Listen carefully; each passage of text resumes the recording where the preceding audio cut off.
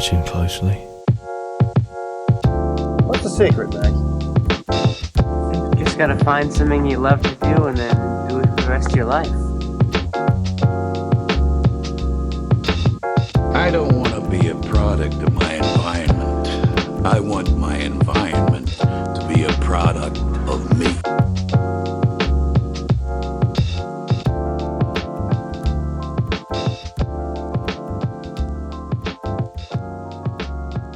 Hello, and welcome to The Establishing Shot, a podcast where we do deep dives into directors and their filmographies.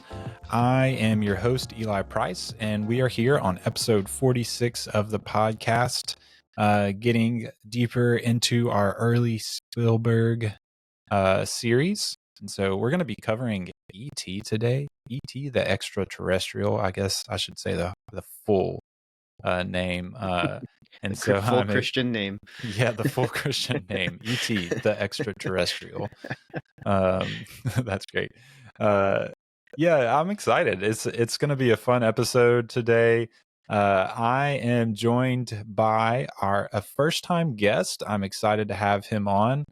Melvin Benson is the host of another film podcast called Cinematic Doctrine. And I've listened to the podcast on and off since it started back in, I think, 2019. Is that when it started, Melvin? Roughly, yeah, early 2019, yeah. Yeah.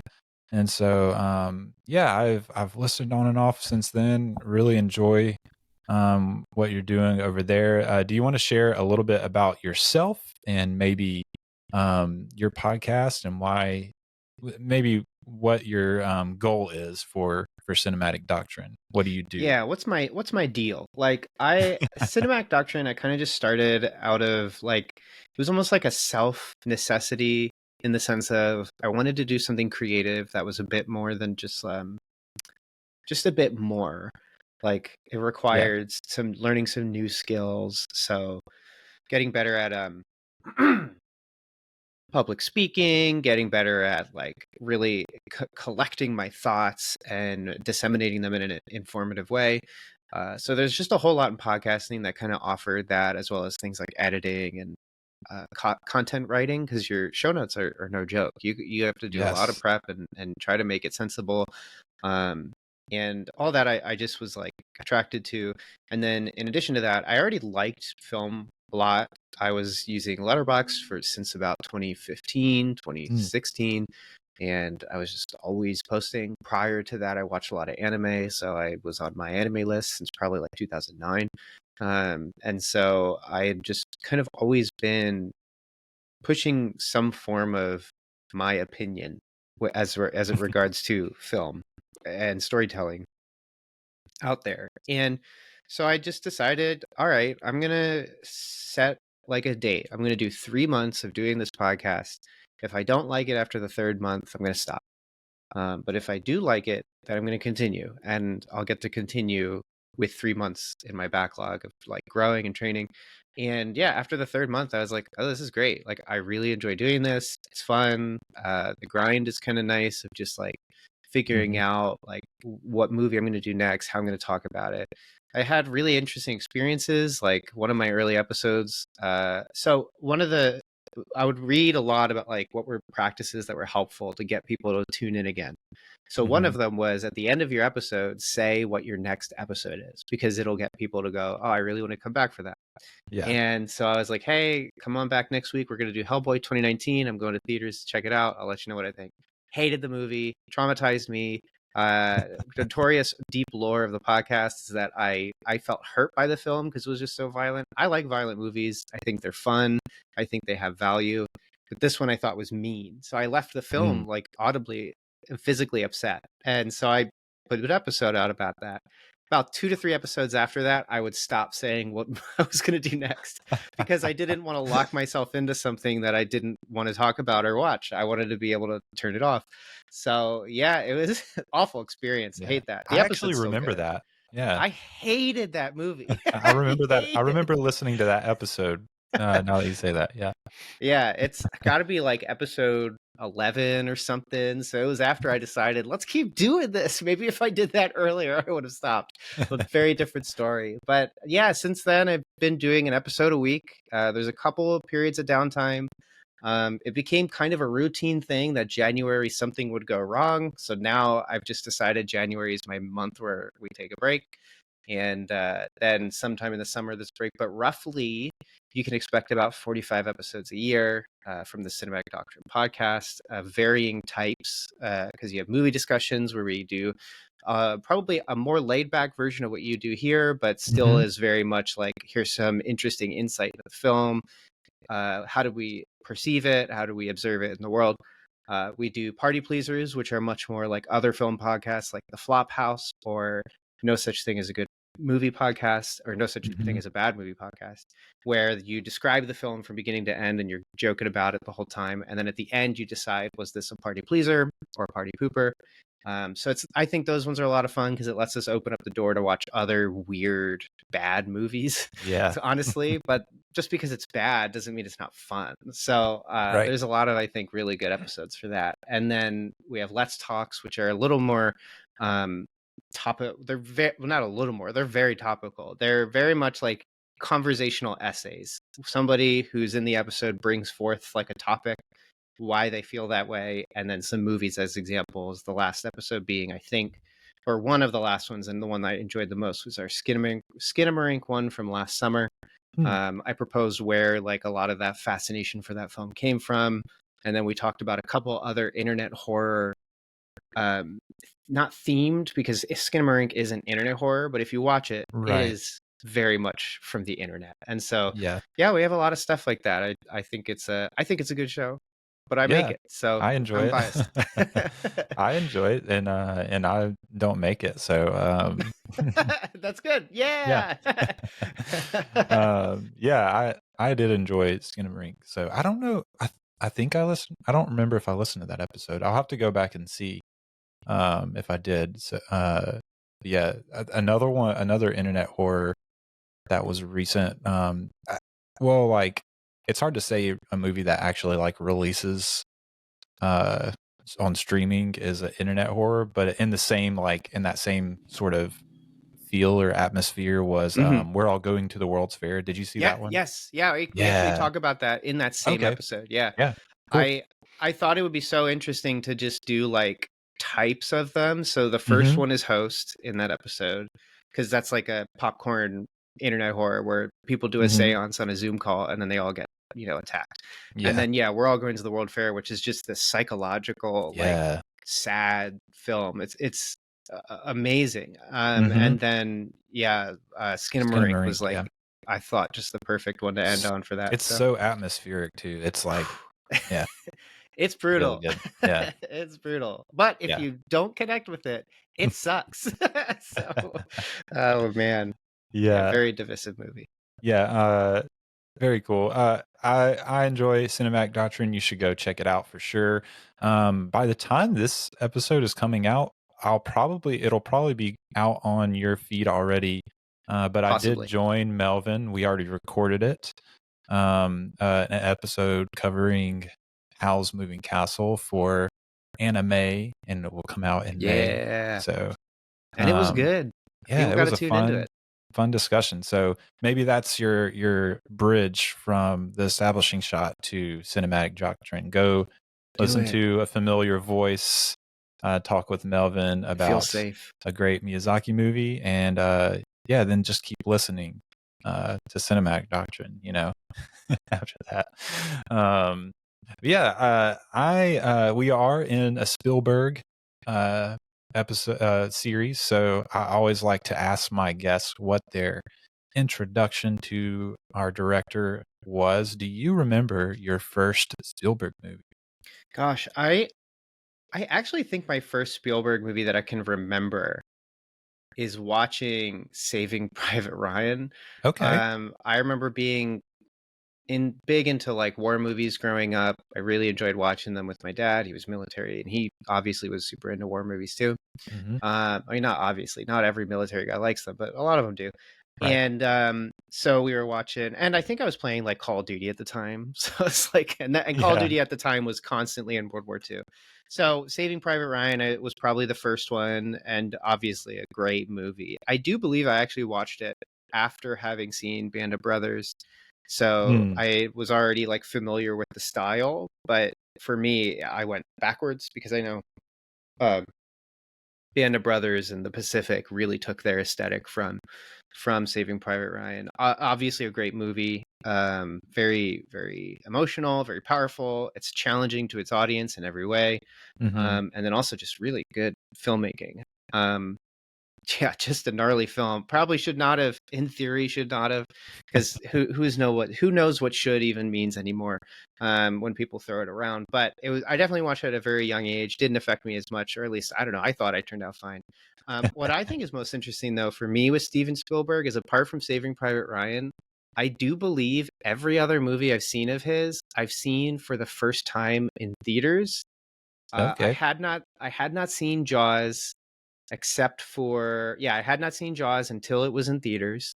Hmm. I went with my family. We got tickets to see it at like a re-screening at an independent theater. Cool. Obviously a great movie, really Yeah. great to watch, and that one's excellent in theaters. If someone listening hasn't seen it there, take a barf bag, you may get seasick, and I'm not even kidding. It's very transportive. It takes you there Yeah. when you're on the boat. I'd And love then to see that in theaters. it's great. I mean, every time people clap at the end, it's great. I then saw E.T. in theaters for the first time when it did the rescreening a couple years ago, Hmm. because I hadn't seen it yet, and obviously it was great.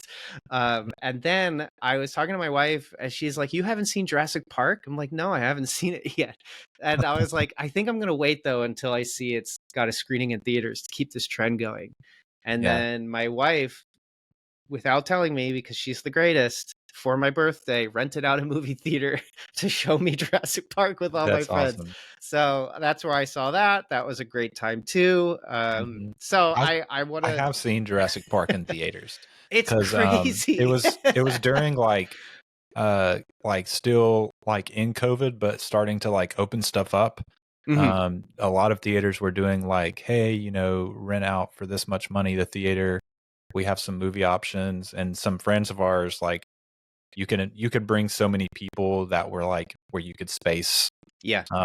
for COVID, and so they like invited there was probably like maybe 30 of us in a big theater, Mhm. and they chose Jurassic Park, and so that was Good really pick. cool. Yeah, to go Yeah, see Jurassic it Park in feels theaters. great to watch. Yeah, his movies, all three of those, seeing those in theaters was a great time.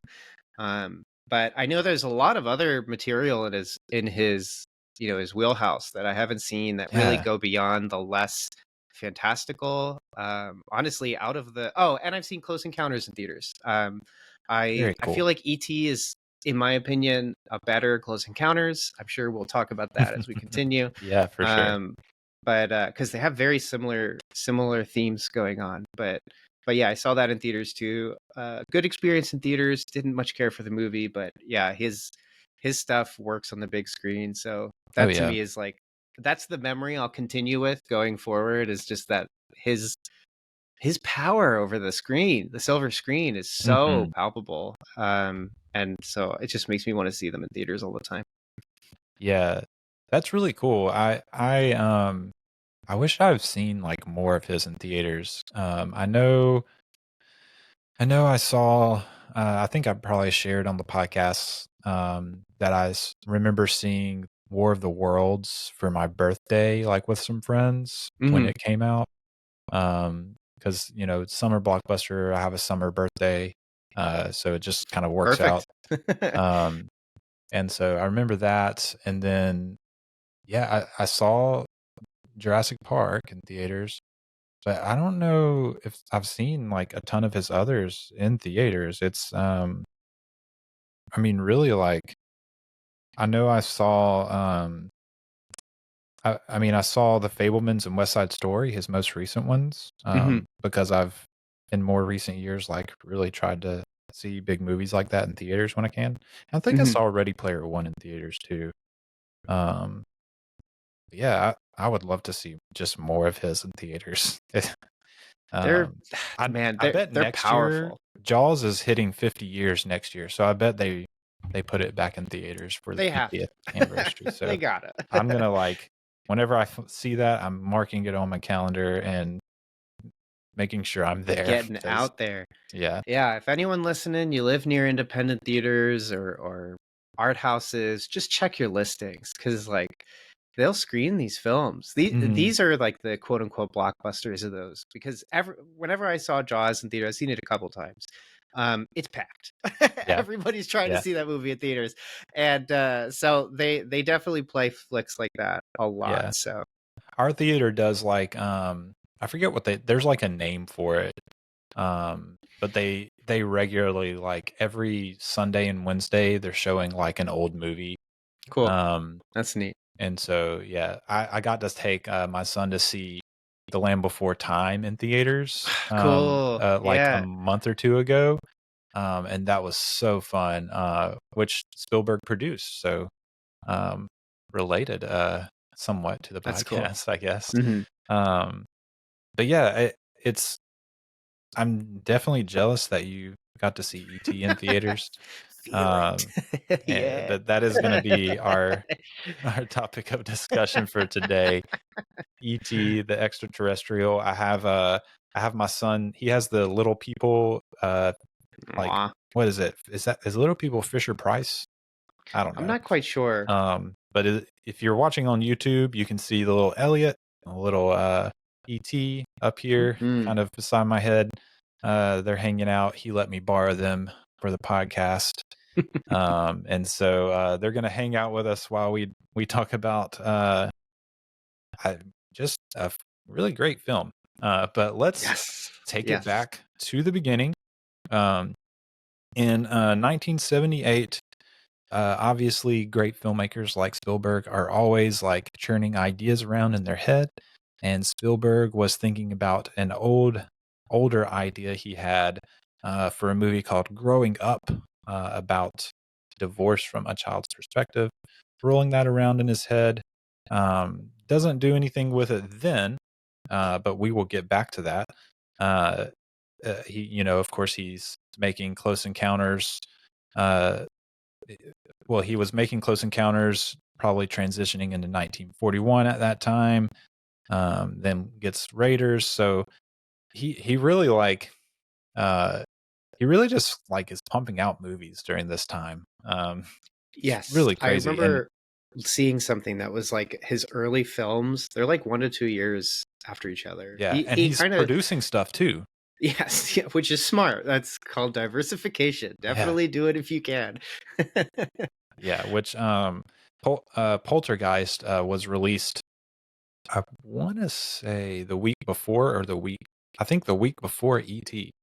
And there's a lot of like speculation as to like, was Spielberg like secretly directing the Poltergeist? Yes, I remember hearing that. Yeah, which I might talk a little bit about that in as a little extra to maybe the next episode. I might kind of just do a short little talk on that for context. But so I mean, he's producing, he's like half directing apparently movies, and he co-wrote Poltergeist.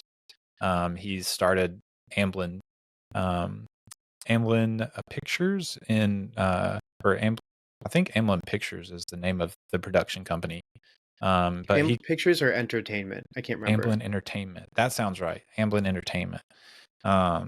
He started that in 81 with Frank Marshall and Kathleen Kennedy. So he has a production company that he's has co-founded, and I'm sure reading a lot of scripts that come through that. Just a really busy dude. Yes. But in 1978, Columbia came to Spielberg. They wanted to do a Close Encounter sequel, and he's like, "No, I don't want to do a Close Encounter sequel, but maybe I can do a movie that has a less friendly alien invasion." And so they're like, "Cool." He had remembered this old story that Alan Hynek had talked to him about. Alan Hynek was one of the advisors for Close Encounters. He was a ufologist, which is someone that is like an expert on UFO encounters, which is kind of strange but really cool.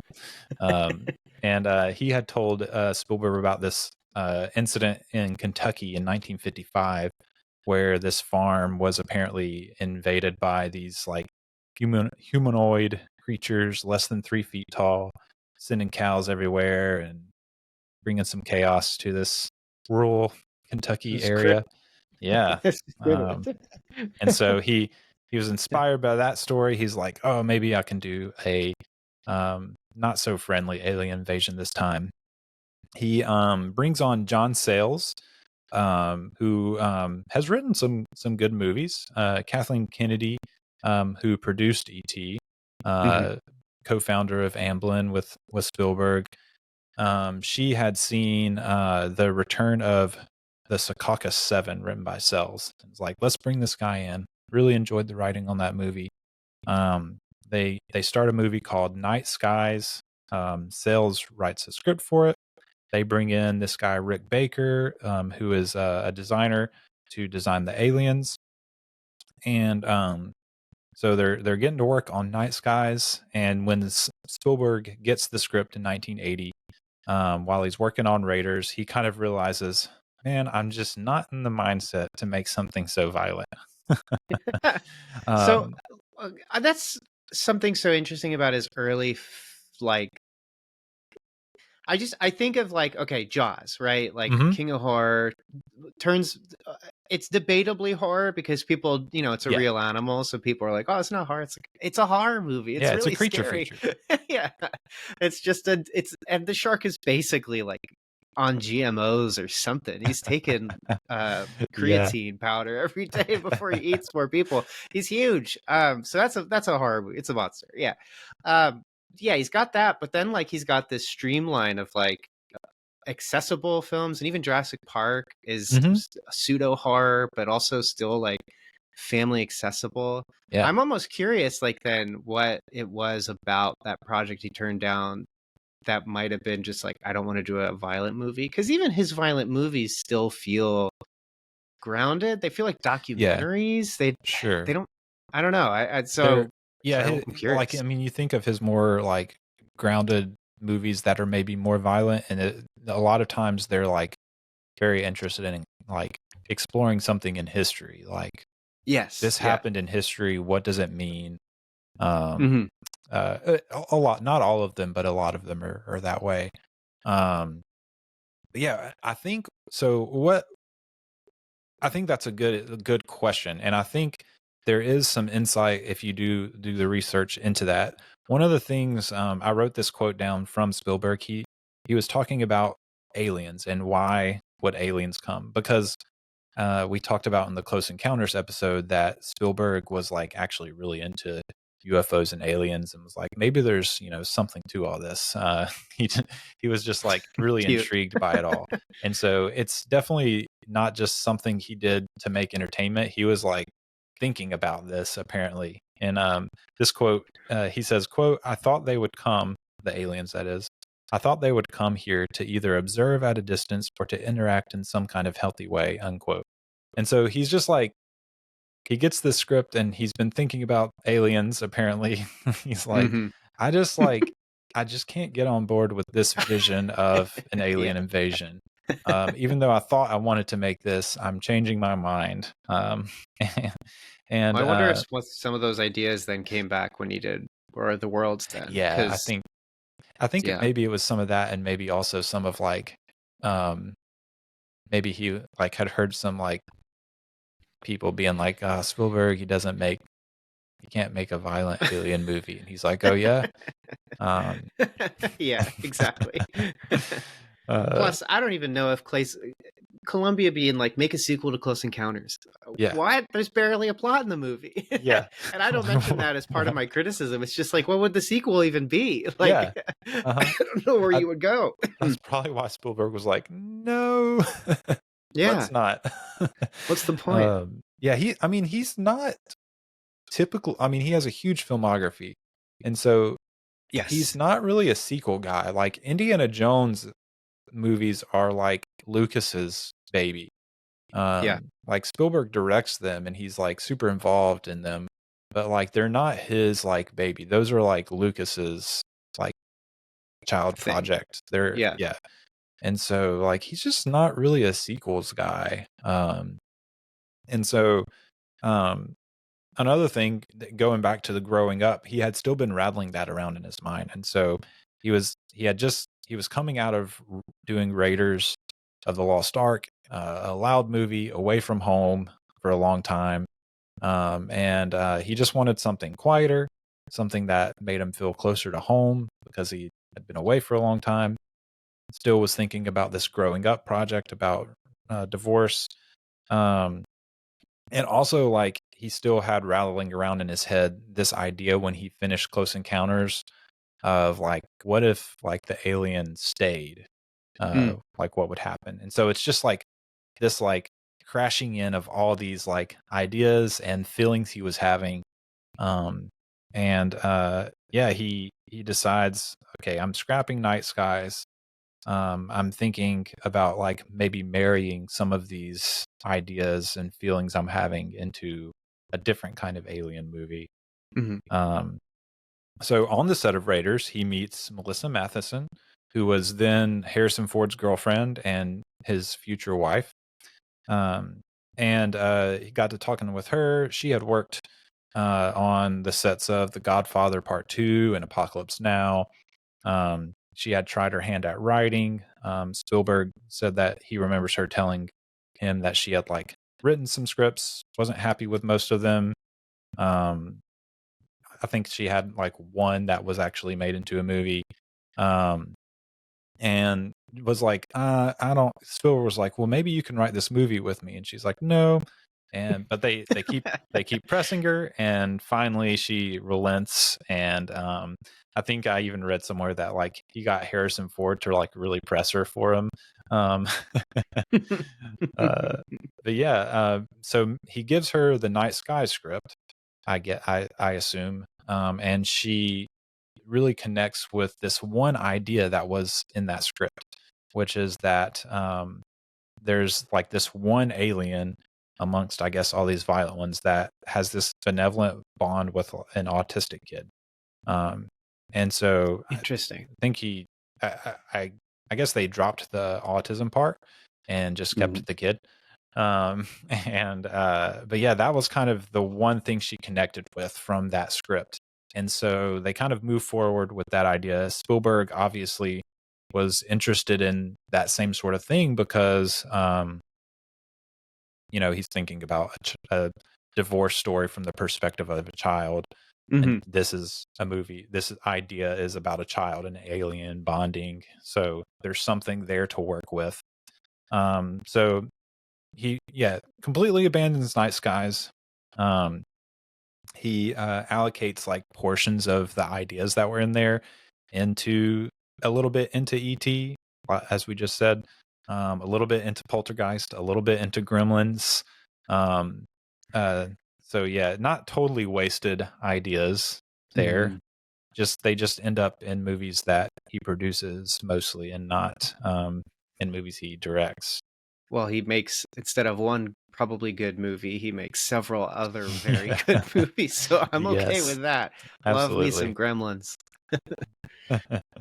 Yeah, I don't think I'll ever forget uh, watching a gremlin explode in a microwave So cool. and a bunch of gremlins cackling while watching Snow White in a movie theater, which is one of my like all-time favorite images in movies.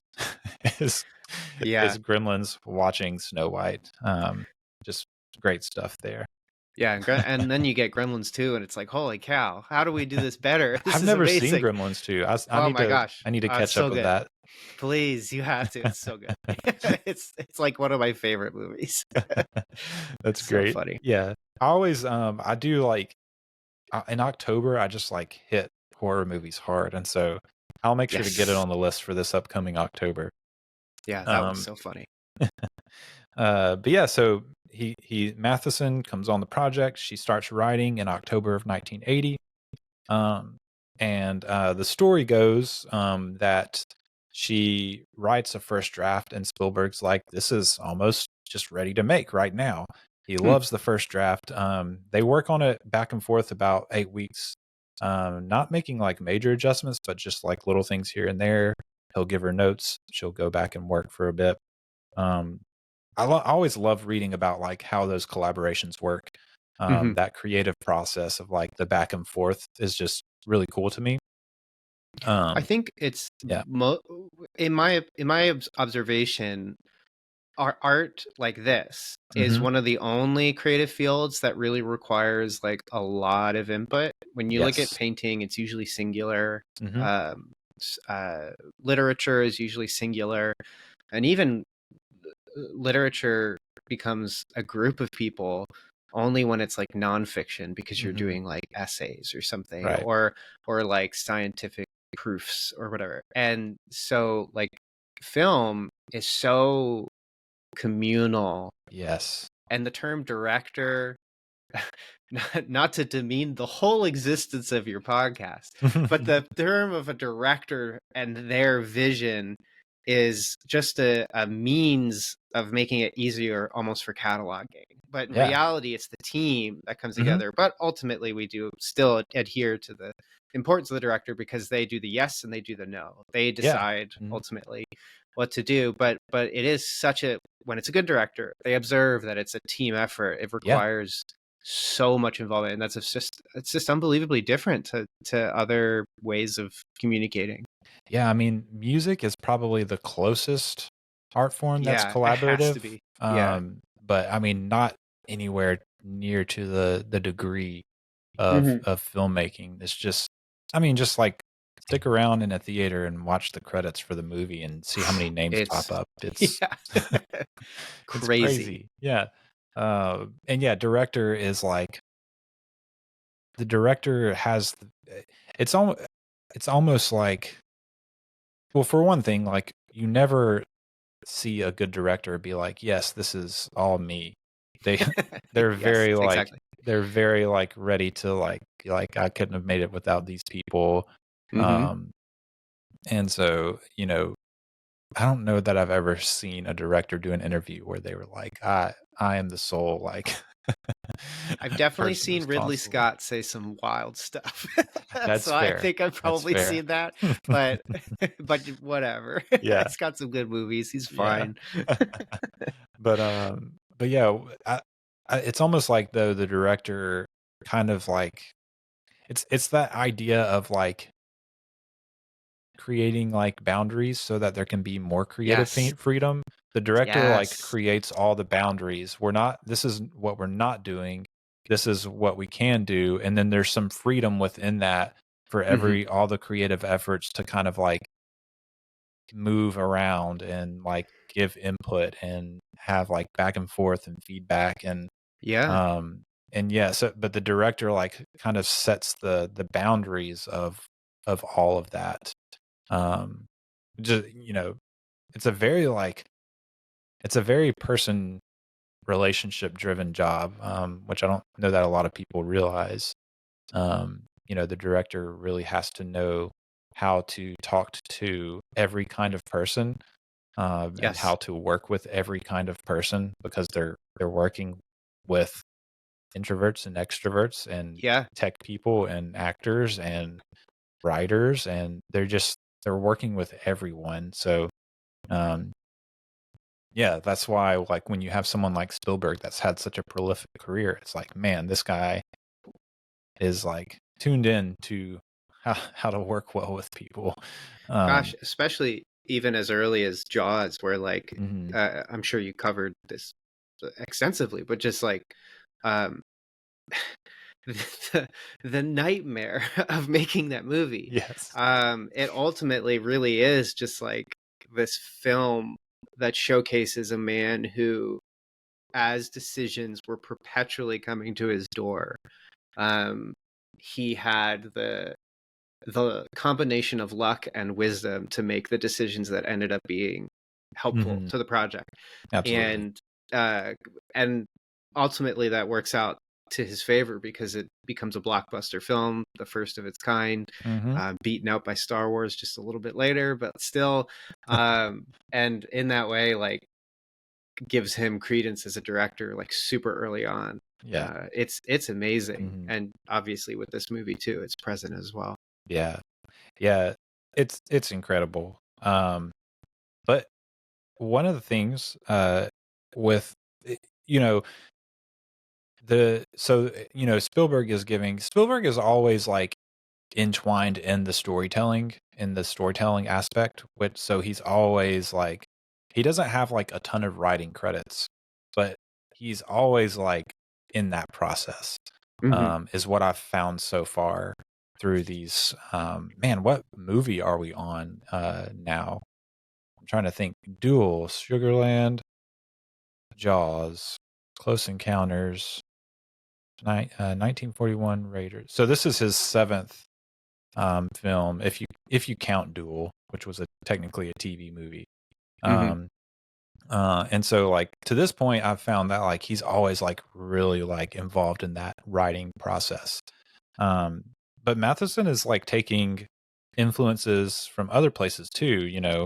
One of the things that I thought was really cool was she is obviously Harrison Ford's girlfriend. He had some sons at that time, and so she was like asking them stuff, and because I mean you're writing a script with kids as the main characters, and so one of the things she said that I thought was cool was that some of his sons and their friends had given input on what powers an alien would have.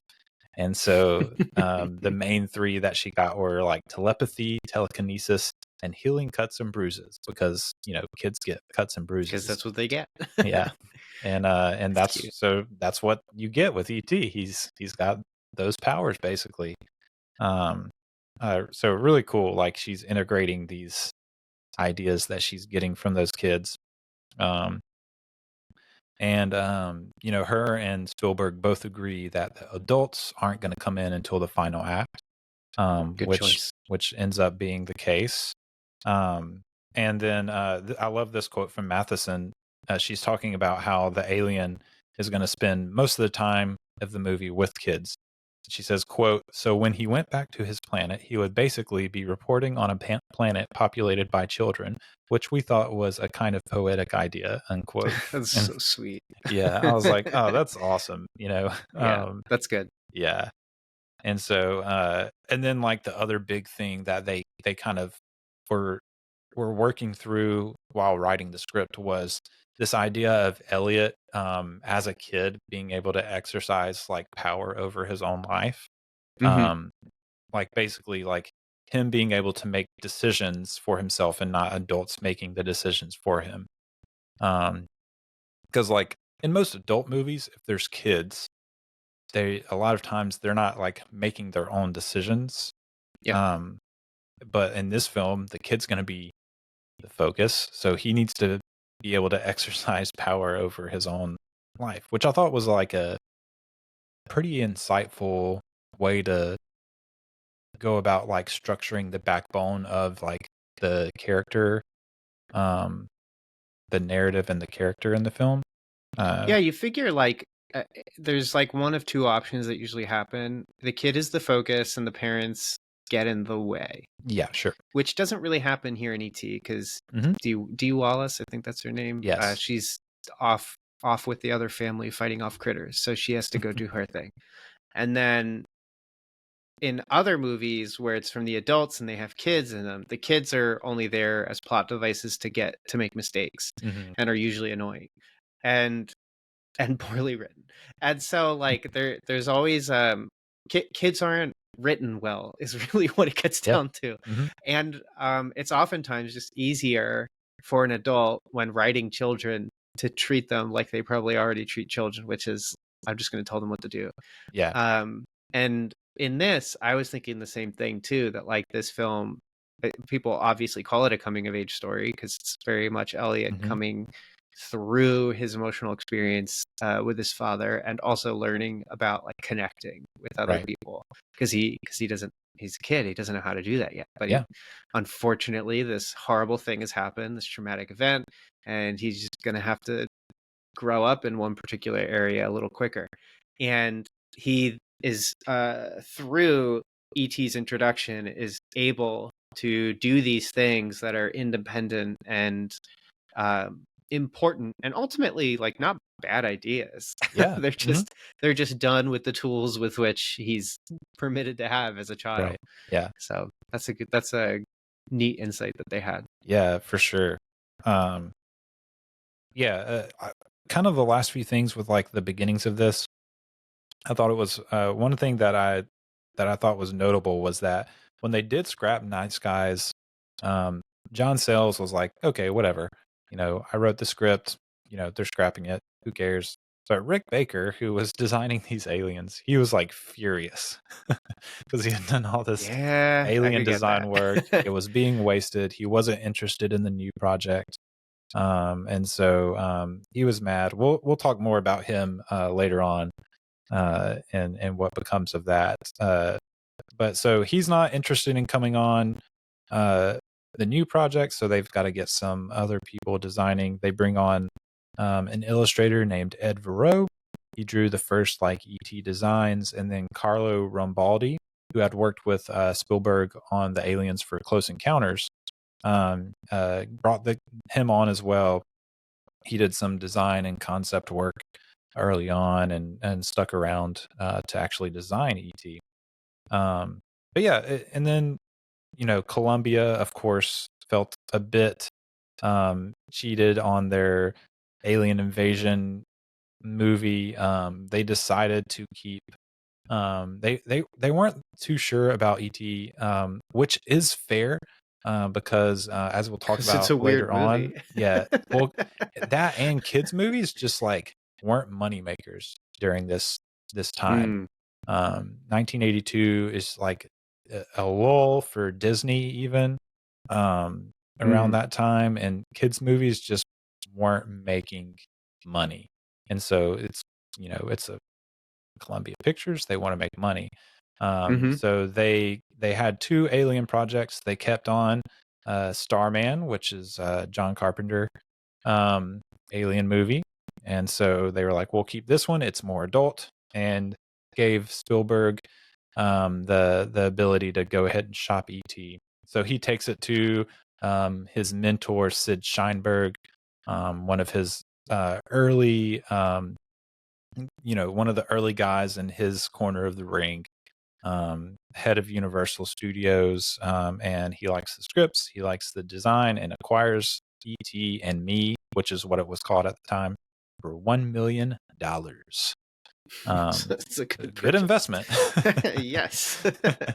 as we'll find out. But yeah, so one thing I will say is Columbia might have lost out somewhat on letting ET get away, but part of their deal that they struck was that they would get 5% of like the net profits of ET, and so they probably made more from that 5% than they made on Starman like altogether. I would bet. Yeah, possible. Oh man, ET made. I don't know that. I think Starman was a fine movie and pretty well received. I wasn't around back then, and I haven't researched it, but from what I can tell, it was well received. But it did not make anywhere near as much money as ET. No, it's nowhere near one of Carpenter's highest rated movies either. So it makes total sense. Yeah. Hi. Quick reminder that you can be a huge help to the production of this show.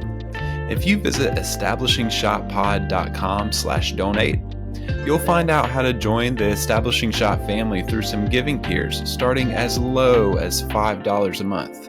You heard that right, only $5 a month. And Not only will you be helping me keep the show going, but you'll also get some perks yourself, like early and ad-free episodes, bonus episodes, access to a Discord server where we can chat it up about the show and movies in general, and more. Might even let you choose a movie for me to review for the show. Check out that link in the show notes to learn more. Back to the show. Yeah, so of course they have to cast the movie. It's Spielberg's first like cast of like mostly kids and teens. He's had a kid character here and there in his past movies.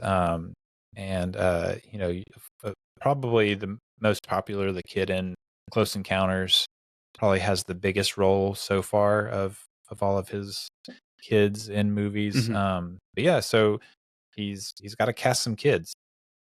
The first one we'll skip Henry Thomas for now and go to Drew Barrymore, who was the first to be cast in the movie as Gertie, the little sister. Man, like what a knockout like She's great performance. Yeah. Just like there's a reason she had like a career later in life, Yes. which a lot of child actors don't. Because she was actually really good. She had originally actually auditioned for Poltergeist, for the little girl in that, and Spielberg was like, I think actually you would be good for this other role, and so he cast her as Gertie for E.T. instead. And one of the reasons Spielberg was impressed with her was she had invented this like life for herself where she was a punk rocker. That was like touring the US with her band. They were just like talking and she starts like spitting out this like invented life of a punk rocker. And he was like, oh yeah, I can use that imagination for this ET movie. That's like exactly what I need. And so she had been in a film in 1980 called Altered States, which I have not seen. So it wasn't her first movie, but I think she was 5 or 6 during the filming of this movie. Yeah, she looks super young. Yeah. I don't even think I've seen a movie recently with a child cast that young. Yeah. Let alone like it's crazy. Yeah, at least not like in a major role. No, for sure. No. Yeah, and my son is 5 currently, and I just like can't imagine him like being on set every day, like being able to like all those lights, concentrate. Yeah. and yeah, it's definitely like impressive.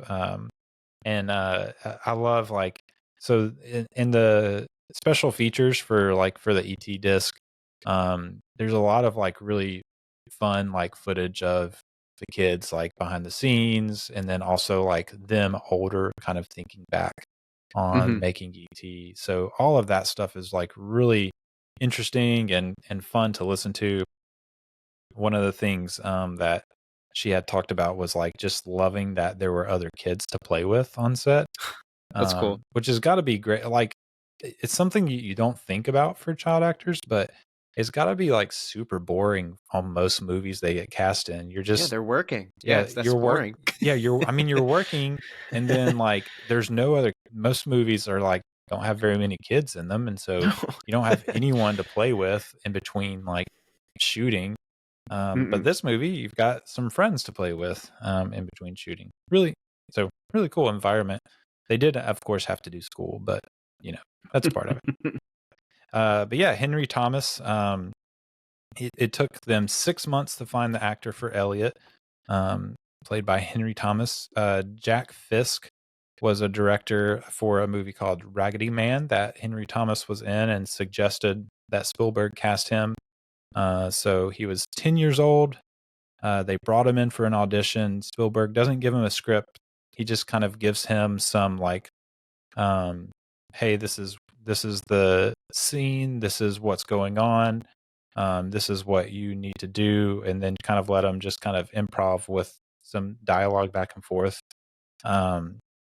And it's basically like a scene where the government is taking ET away, sort of thing.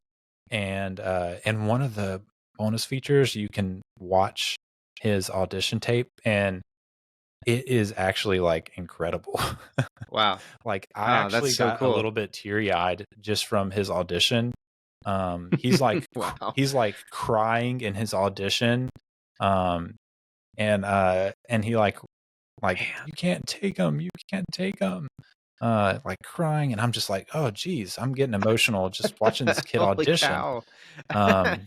And so yeah, he ends, he's like wiping his like tears, and you can hear Spielberg in the background go, okay kid, you got the job. Yeah. Well, Yeah. that's wild. Yeah. One of the things about the movie too is that like he is like E.T.'s the movie. Yeah. But like he's the movie. Yeah. And he is doing things that many actors have difficulty with just in general. Mm-hmm. And part of this might be that because he's already, I mean, to the point that he was recommended by another director, Mm-hmm. he is already let's call it like he's already been in the field long enough as a being to feel comfortable there, so that what I often bring up in episodes sometimes is that actors have to like let go of ego. They have to let go of the fact that like when you do something silly, mean, or embarrassing, it's not you anymore. It's the character. And if you can separate that, then you can do it. And you often find there's directors who do this perfectly. Jake Gyllenhaal is pretty much like the current staple of that, where like it doesn't matter what role he's in, he's always perfect. He's basically the only reason to watch that second Spider-Man movie for the Marvel series. Yes. Because that movie, I remember rewatching it thinking like, man, I'm just not having this much fun.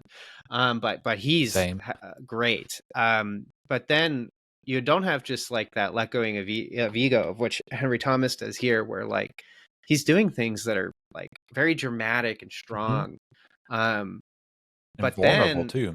And vulnerable. And then he's doing it not even acting with someone, because he's acting against something that's not real. It's a puppet.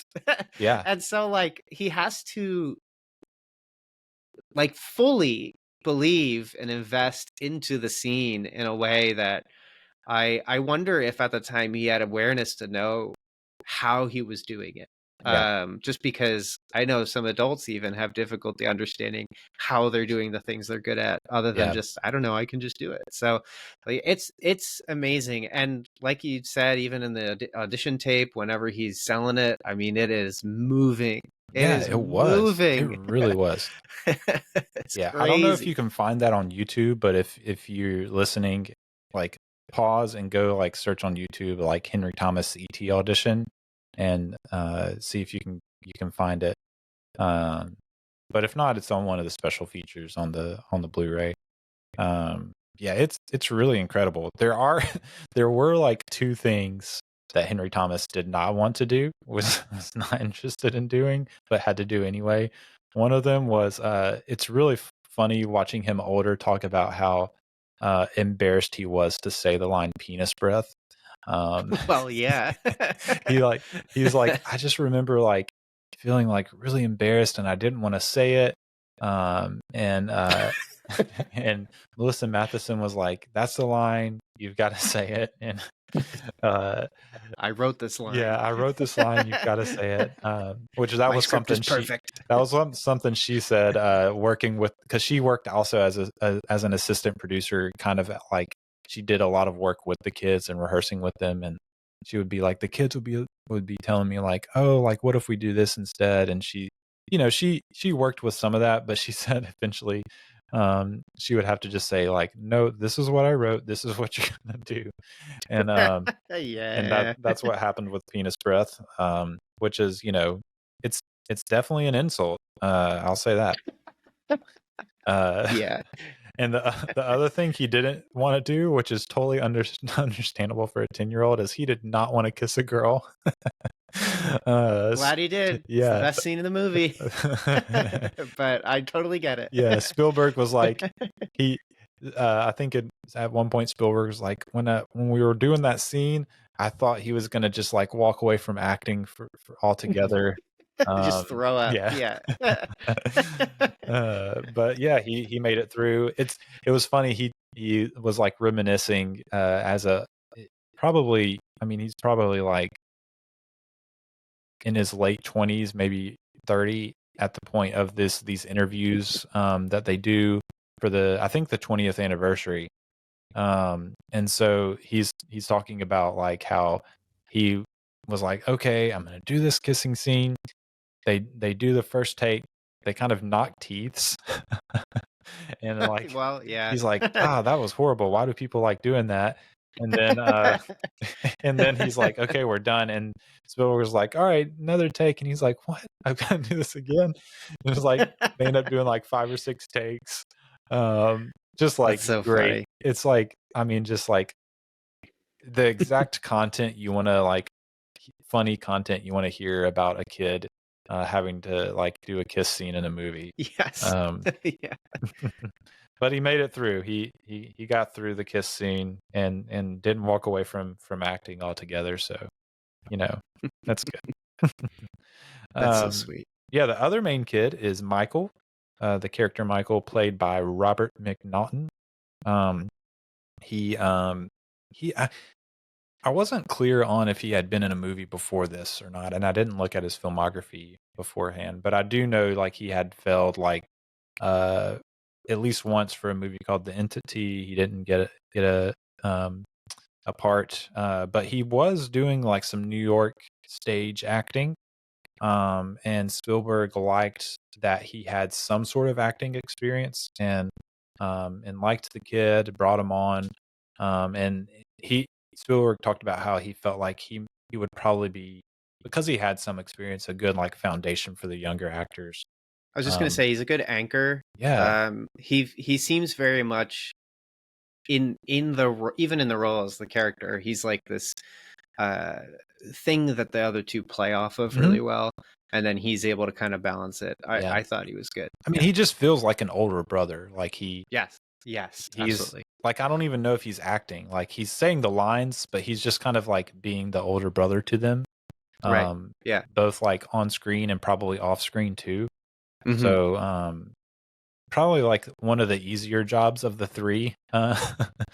Yes. But like, yeah, he's just like, I mean, I wouldn't say like he's like, oh, he's phenomenal in the movie, but he's just like really solid. Yes. So yeah, I enjoyed his performance. I love the way he like mocks Elliot too in the movie. Just like classic older brother stuff, and yeah, just really good. Next cast was Dee Wallace, who plays the mom, Mary, Mother Mary, if you will. Yes. Yeah. And yeah, Spielberg had seen her in this, at the time, canceled series called Skag, a TV series that I know absolutely nothing about.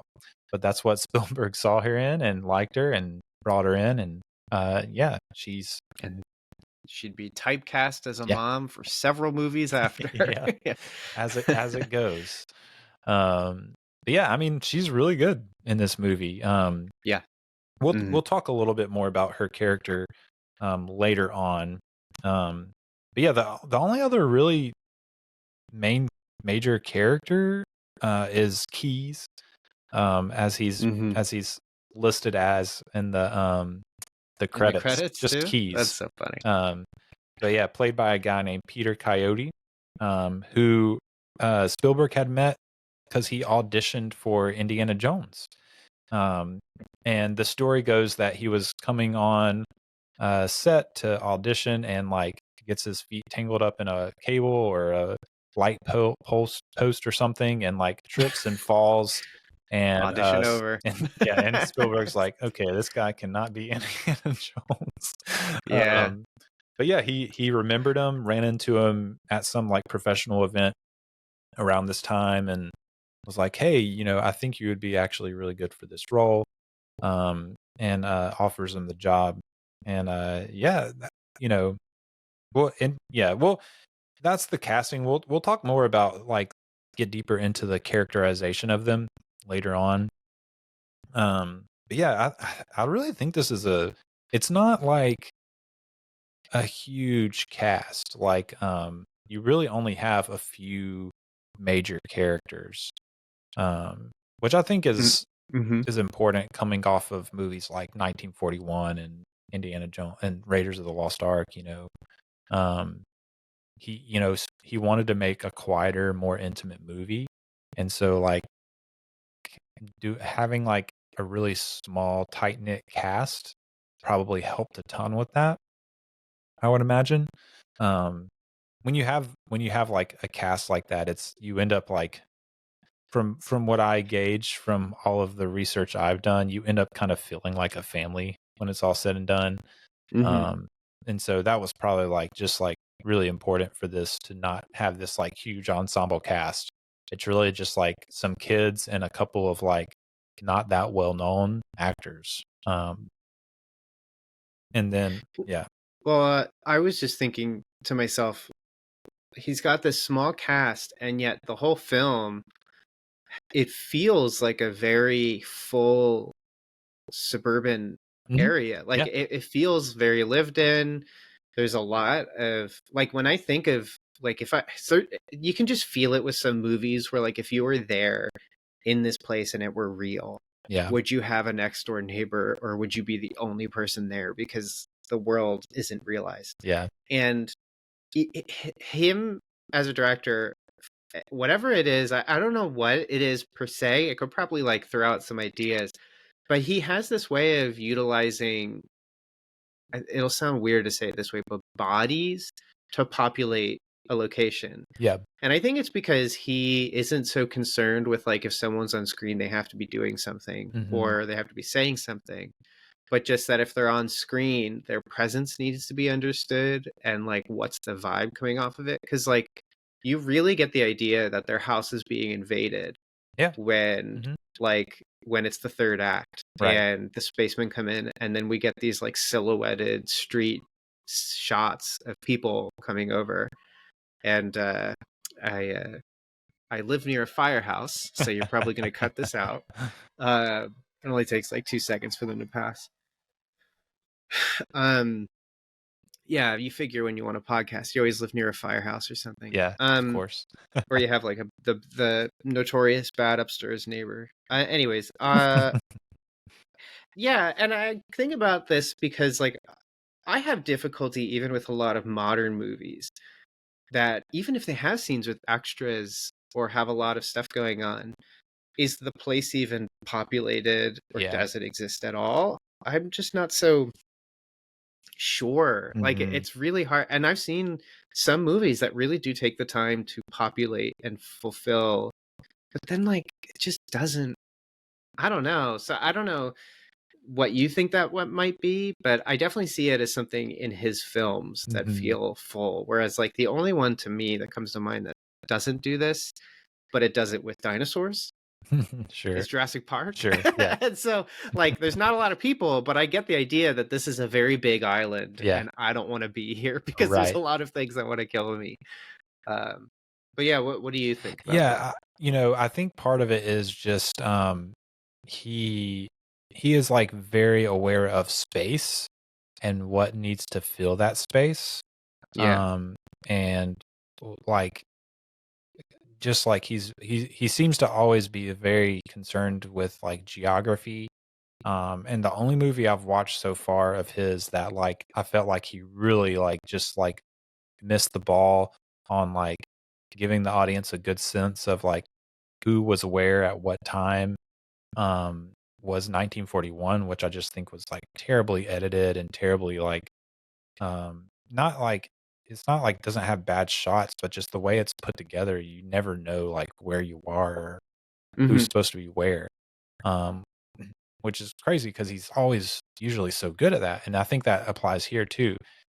And then on top of that, he just like he's the kind of director that's like, okay, we're going to do this establishing shot of the neighborhood, which happens pretty early on. You get a big Yeah. wide establishing shot of this suburban neighborhood, houses all pressed up against each other, you know, they all look similar.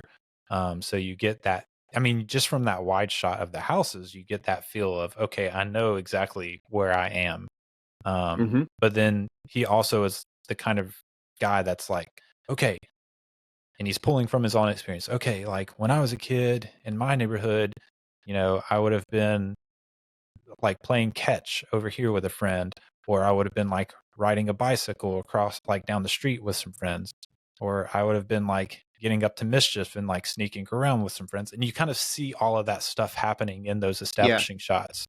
And so he just like, especially for a film like this that's so personal, he's just like pulling from his own experience and like injecting all of that into like every frame.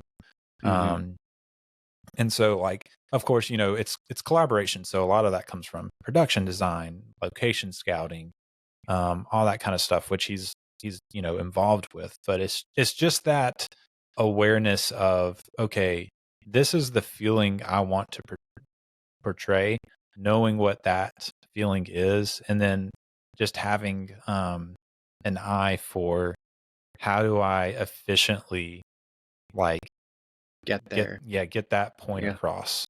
And so whether it's like a wide establishing shot or just the way I mean, like you got that opening dining room scene with all the boys, and it's like chaos, a lot of business, and the mom's doing chores, and the little brother's like wanting to play and they're like no, and it's just like you get so much. It's super efficient.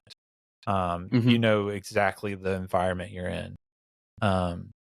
And so I think it's, man, he's just like, and that's character building too. So you're getting your setting and your character, and he just does it so efficiently, where like you do that early on, right as you're getting into the movie, and then like you're set. You don't have to like worry. I mean, it's all through the movie, but like you don't have to worry about it anymore.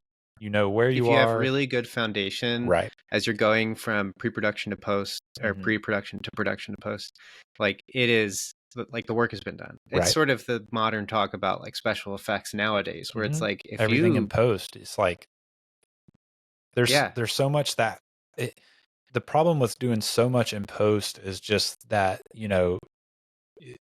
now you're fixing two entire production cycles in post, instead of like if you spent the time in pre-production really laboring over where your business and your blocking is going to be, and where you're going to place special effects and how are people going to interact with them, and then you've done testing.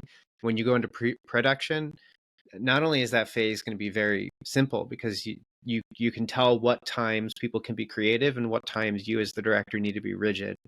But then when you go into post-production, now it's a puzzle, and everything's already been made to fit, but you just got to put it together. And it still takes a lot of time. And sometimes you got to roll it up at that tablecloth and set it aside because you got to do other stuff, but then you can lay it back out. It's just as easy to put back together. And you can tell when you're watching a movie where someone has that happening. I mean, the most modern notorious one of that is, I think, God forbid anyone actually watch it, but Doolittle was like one of those films where like the director had no comprehension. So has been alleged from behind the scenes talks and everything, had no comprehension of special effects and how you implemented them. And so he just made this movie saying, we'll just do it later. And then you get to the end and all the special effects very pointedly do not look like they're in the world, and change sizes and never seem to like stay in the same place because there was no direction. So man, Spielberg, he even like you watch scenes from Jaws that are some of the busiest things you've ever seen in your life, and they're loud, but you know what's going on perfectly. It's like you could fall asleep to them. The editing in a good Jaws way. is just like phenomenal. It's amazing. And we just finished not too long ago that our Christopher Nolan series, and he's notorious for, like, one of the things that kept coming up in that series was Nolan was like, okay, we can spend all of this money in post-production trying to like add everything in, or we can just shift that money and time to pre-production and have everything kind of feel more real. and less like, kind of smushed together or added on. Yeah. And that's like his whole like entire, like aside from being the, the celluloid guy, like he's just like been such a proponent for, okay, all the stuff you do in post production, you can actually just put the work in the money in pre-production, Yeah. and it looks just as like he's proven it looks just as good if you just put the work in pre-production. Even in 82 or whatever, when Blade Runner came out, could Yeah. show that if you just spend time doing it, it looks great. Mhm. Seeing that movie in theaters, that is a wild experience. I bet. People who have seen it on the big screen, or versus like I shouldn't say people, me. I saw it on the small screen the first time. Mhm. Okay, movie. Saw it was going to be in theaters. Like, all right, I'll go see it. Unbelievable. You're flying through the city and it's miniatures. Yeah. How? Yeah. And so, yeah, you spend that extra time and it becomes magical, as opposed to like, and I like 2049. I think it's great, but I also know, like, it's different. It's Yeah, sure. not all the same, although that is also a lot of, it's beefed up with CG. I know a lot of it's still miniature, but Mhm. the rawness, the Yeah. realness of all of that is, to me, it's much more interesting. Yeah, So, absolutely. Yeah, and all of that. Uh, but before I move on to the crew, I was going to say too, another thing, like he's really good at creating like realistic atmospheres. And one of the things he did was he cast a lot of like actual doctors and scientists from USC yes, yeah, medical school to just come on and do that ending final act like medical sequence. Mhm. And so not only are you getting like real medical speech, but it's one of the like it's breaking like a typical rule that's followed, which is like try to stay away from overlapping dialogue. But like the reality is like there's a lot of situations in life where there's a lot of overlapping dialogue. And Yes, yeah, so he does inject that into some of his like there's the scene in the schoolhouse in Jaws, like overlapping dialogue, like that there's that scene here metal, and so it kind of creates a real to life kind of feeling and atmosphere, and that too. But we got to talk about the crew. The crew is it's an interesting crew. There's some like returning collaborations, but not a ton. There's a lot of new collaborations for ET. Kathleen Kennedy, of course, produces. It's actually her first work as a producer, after co-founding Amblin with him. First work as a producer. We talked about Melissa Matheson, which she did. She was the writer, of course, and associate producer, working with the kids on set. Alan Daviau was the DP, cinematographer, and I just think he did some really good work, which we'll talk about in just a minute. excellent looking Yeah. movie. So first time working with him. Carol Littleton did the editing. This is like after let's see, when did Michael Kahn? I think Michael Kahn came on for Close Encounters as his editor. This is the only movie other than The Fablemans that Michael Kahn didn't edit of Steven Spielberg's. I think he had just another project at that time. And yeah, so I think, I don't think this is like standout editing, but it's like really, really good. If you don't notice it, that's a good thing. Right, exactly. And yeah, it works here. Mhm. The real like the people that really like did put the work in were some of the technical guys. Production designer James D. Bissell, special looks effects Del Martin, special effects Del Martin, visual effects Dennis Murin, sound effects Charles L. Campbell, and then of course you have the ET design by Carlo Rambaldi, and a lady named Beverly Hoffman actually like focused in on the eyes of ET, which were very important. So yeah, all those like technical guys were just like doing top-notch work for ET. And as we'll see later, were awarded for that. So, and then of course John Williams, who is a returning collaborator. And is basically another character in the Yeah, movie. exactly. And we'll talk about Like, that too. oh man. Yeah. Yeah. But yeah, so let's talk about the production so we can talk about the input of all this amazing crew to this film. So production begins September 1981. There's other dates that I've seen too of when it started. You get all kinds of stuff when you research this sort of stuff. It doesn't really matter. They started filming the movie. It had a false title called A Boy's Life.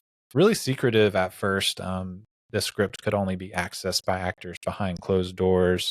Interesting. Really just trying to keep it on the DL, I guess.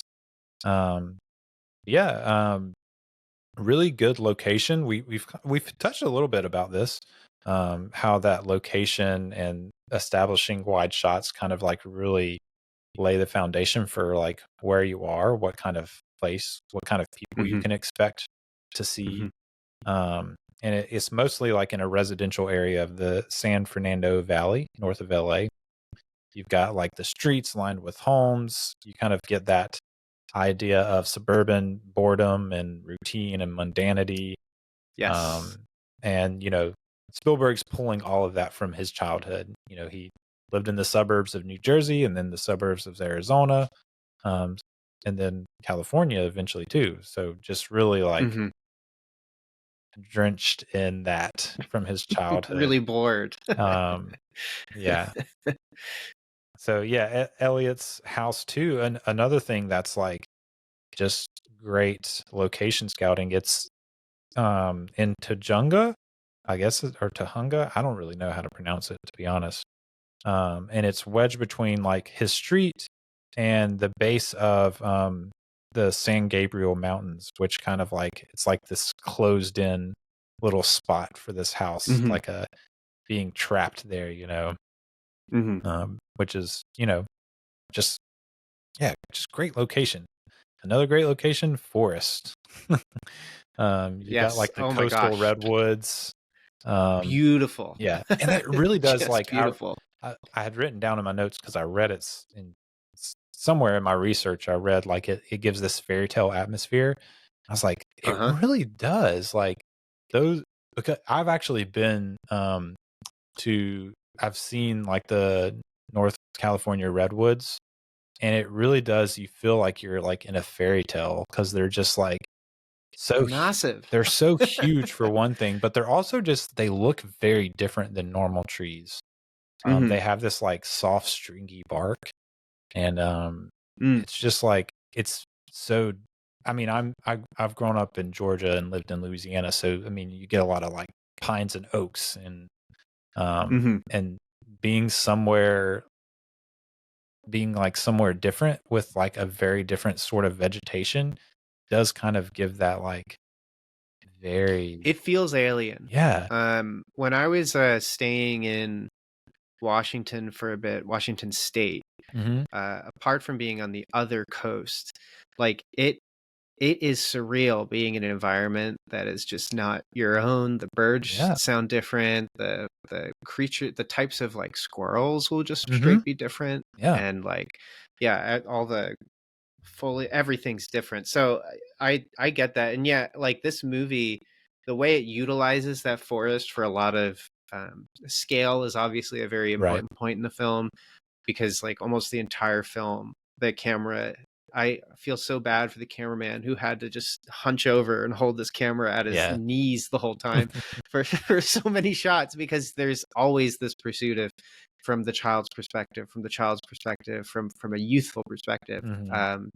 And the almost the only times it's elevated are establishing shots, and usually those establishing shots are to assert how small Elliot or ET are. And these scenes where they go into the forest, wherever they are, like it is like going to either another planet or just like in the way that the film is about growing up or experiencing things like you'll never you'll still never be big enough. Like Yeah. you're still going to be very small in this very big world. And yeah, so these locations Mhm. absolutely fill the vibe. Locations are so helpful in Yes. storytelling. It's just great. Yeah, and I was gonna say too, you really have a juxtaposition because the house is in this like San Fernando Valley location that's like way more like arid and dry and Yeah, no trees, yeah, all cut down like no for the trees. And development. then like it's seemingly like just like over the hill of his backyard, there's this Yeah. redwood forest, and you're like, where does this come from? It gives Mhm. that like very fairy tale feeling, like you're kind of like going through, the wardrobe into somewhere like fantastical It's when cool. yeah, it is a cool like feeling that you get whenever they end up in the forest. Um yeah, yeah, that's really really cool. Um I think there is like so the clearing for the spaceship landing was in a studio, kind of a built set. And then of course like the interiors and the backyard are in a studio. uh, just kind of like built sets. So there is some like some studio work. They used a Laird International Studios in California. Um, and then the only other thing, like as far as like the location and the production there, that I thought was kind of cool was Spielberg. I think originally they were trying to figure out where they were going to be at the end of the film, and there's this medical sequence, and so like they're thinking through like, so do we go to a hospital? And one of his friends, Matthew Robbins, suggests that they don't leave the house for that scene. That Yeah. they like all the doctors and whatnot show up there. And Spielberg ran with that idea. He was inspired by he had seen like some construction or something going on at the LA airport, with these like partitions and plastic corridors, and kind of was inspired by that look Mm. for the production. And yeah, it's really great production work for that last Yes. part with Yeah. like yeah, the way they have like the house like covered, and the plastic little like tunnel going up to the house. You kind of have like barricades on the edges of the frames with like neighbors kind of trying to figure out what's going on, Mhm. which is just kind of a fun like it's those like it's one of those like little threads that's like, what do these neighbors think? You never it's a question you Yeah. can't have answered, but it's just kind of funny to think about. Like, what do they think was going on? Yeah, it's like the middle of the night and their entire neighborhood, they can't get to work. Yeah. It's wild. Yeah. Oh my gosh. Yeah, so I thought that was good. Um let's yeah, and we can talk about too, just continue on with the production design. I think would be a good route to take. Um and this is all like super interesting stuff. Spielberg, of course, wants simple effects for the film. He doesn't want anything too complex. Smart. They design the spaceship or UFO, whatever you want to call it. Ralph McQuarrie does the illustrations for it. Build a little model for it, of course. And it's like this mix between like a Jules Verne novel contraption and Mhm. kind of like Christmas tree looking lights, and it kind of looks like a toy. So it's made to like feel Soft. familiar. Yeah. Yeah. Um, and Spielberg even said he thought it like looked a little bit like ET, kind of stumpy. Um, Mhm. which yeah, I was like, oh, that's true. Um, the bike flight scene, which is iconic, of course, was done with a simple trick that I was like, oh, just genius. Like, not too complicated. They scouted for a location, spent a couple evenings filming the night sky, and then they basically just shot tiny models of like the bikes with like little puppets mounted on top of them. And they shot it Wow. against that footage that they had already shot of the night sky. I never would have even guessed that. Yeah. That's amazing. Yeah. Wow. So like the iconic shot of like them passing in front of the moon is Mhm. just like, I don't know if it didn't specify if they were doing like some front or back projection. Um and shooting against that projection or what. So I wasn't clear on exactly how they used it, but they were shooting against the footage they already had, which Mm. you typically is done with like projection of some sort. And then they just use these tiny little models that went by. So smart. Yeah, That's great. and it looks so. And I guess like they had little puppet that they were able to like have some motion with the little puppets too. Hmm. But and then of course they're doing something similar when you actually like see them on the bikes too. They're Mm. shooting that against the projection of the footage they've already got of the landscape and whatnot.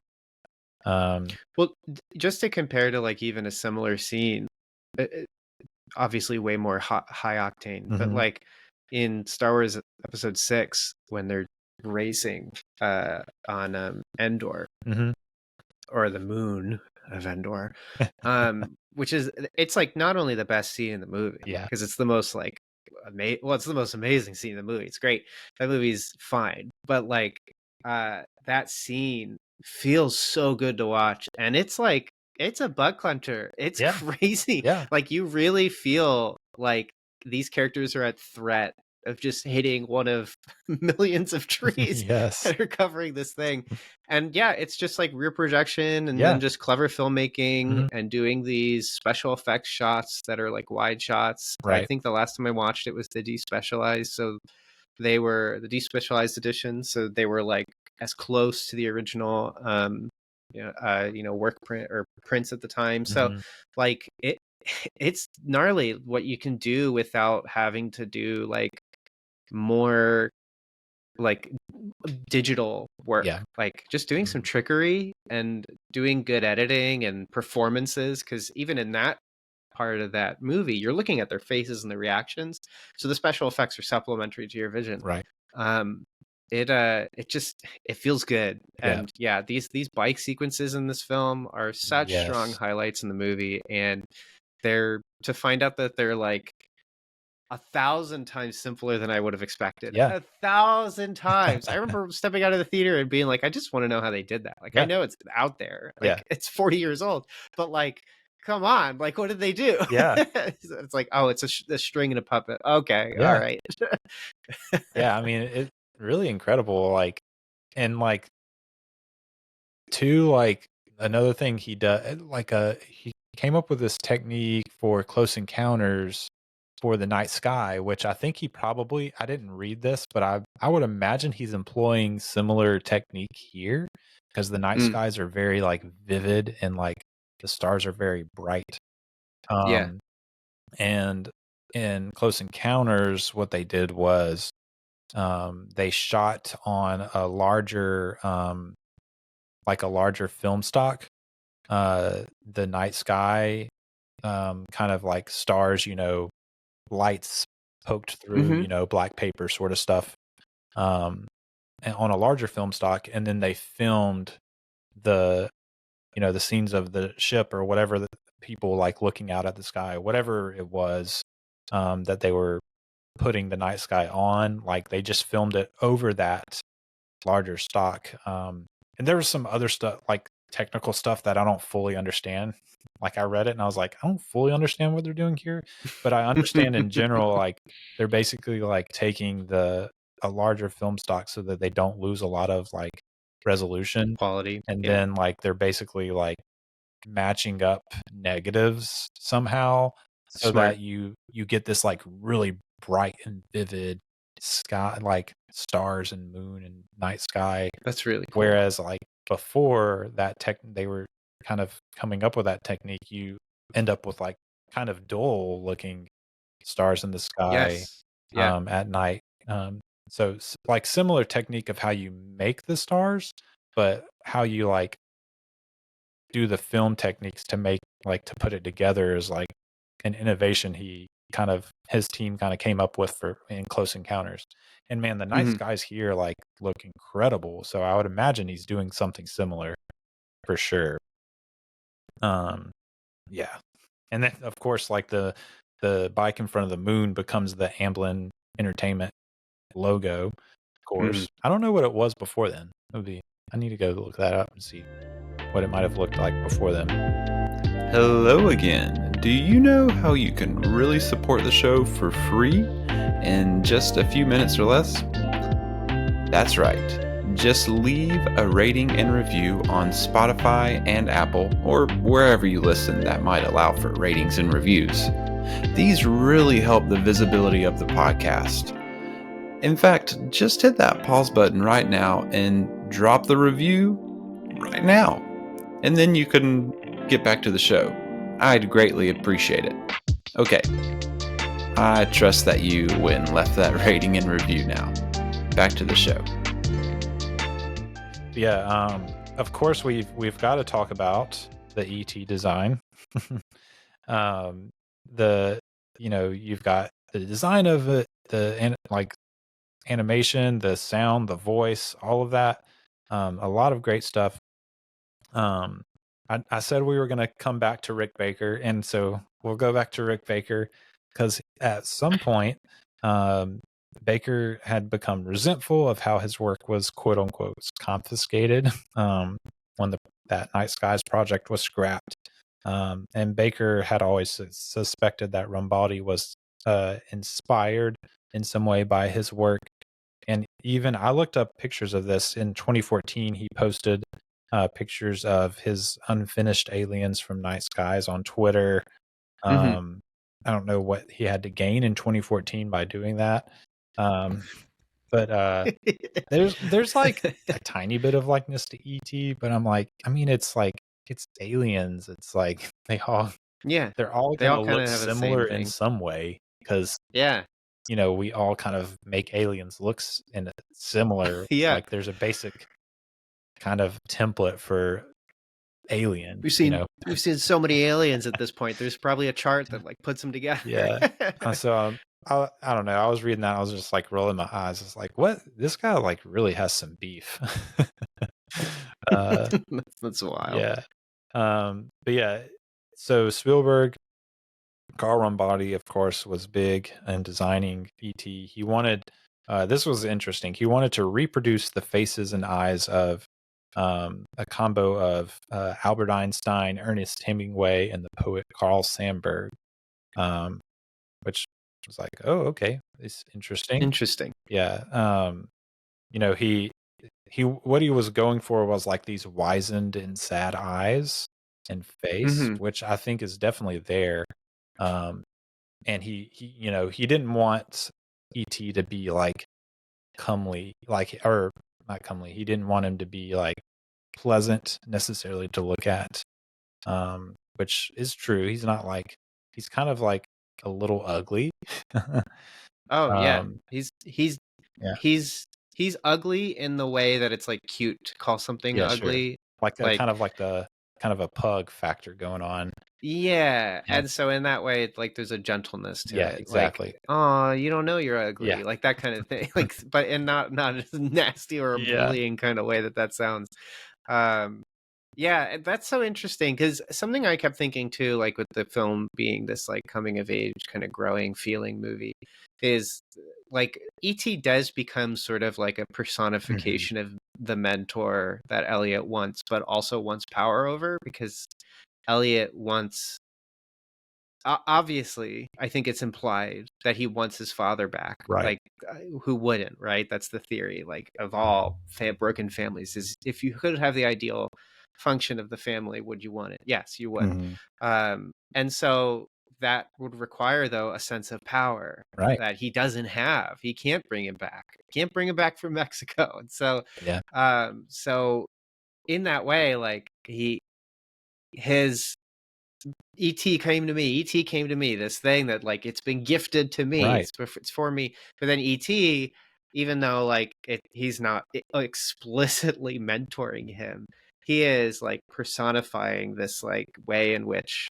E.T.'s independence is something that Elliot needs to put up with. But as the two are still bonded and respectful of each other, they kind of learn to grow with that. It's like it's just it works. It comes across as a mentor icon, in my opinion. And like I find that touching, just as someone who particularly enjoys and yearns for mentorship, like knowing that there's someone safe that is trustworthy, who's older or wiser, really, Yeah. to be able to give insight into certain things. And in the case and I think it's interesting that because the movie is so much about feeling, um, the imagery at play is that it's like ET's heart is what's connecting Right. with Elliot, and And it's sort it of a doesn't beacon, necessarily. like the way they design Yeah, it and the way it plays. exactly. Yeah, the heart is like acts as a beacon, which is plays into that for sure. Right. And sometimes you don't necessarily have to agree with each other, but when you can understand one another to the Mhm. point of like a closeness and intimacy like that, there's something so much more important than agreeing with one another Right. in that way. Because yeah, the two of them, they get along, but they're also like kind of they're doing things in ways that like kind of make them fluctuate Right. because Elliot ultimately doesn't really want him to leave, No, yeah. but he does also want to help him leave. Yeah. And there's even this like transition from him talking about ET in the third person to starting to use like the first person plural. He starts using the we Yes. and saying we, which is actually like I think Michael was like, why do you keep saying we at some point? Mm-hmm. And it's because that connection is becoming like stronger and stronger as the film goes on. Yeah. And it's funny because like when you watch the making of behind the scenes, what everyone talks about is how they all started to feel connected to this character of ET. Mm-hmm. And they like all were like they felt like even though like he wasn't actually like talking, like Spielberg does a lot of like the on set like talking for ET when they're having to act against him, you know. Mm. And so they're you know they're acting against this puppet, but like he feels like he's part of the crew. He feels like he's part of the family to them, Mm-hmm. which is really interesting. Like I think a lot of it has to do with like the way he's designed. He's being like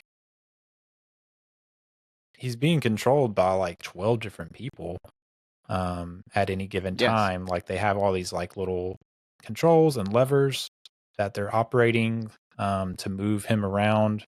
Um, there's like a lady that's a mime artist that's like doing his hands whenever he has to do like hand gestures. Mm-hmm. There's they even have like little people actors do wear an ET costume at one points. There's a 12-year-old kid that had no legs that walked on his hands. That like does all the Ah, yeah. scenes where like ET's like walking and falling over.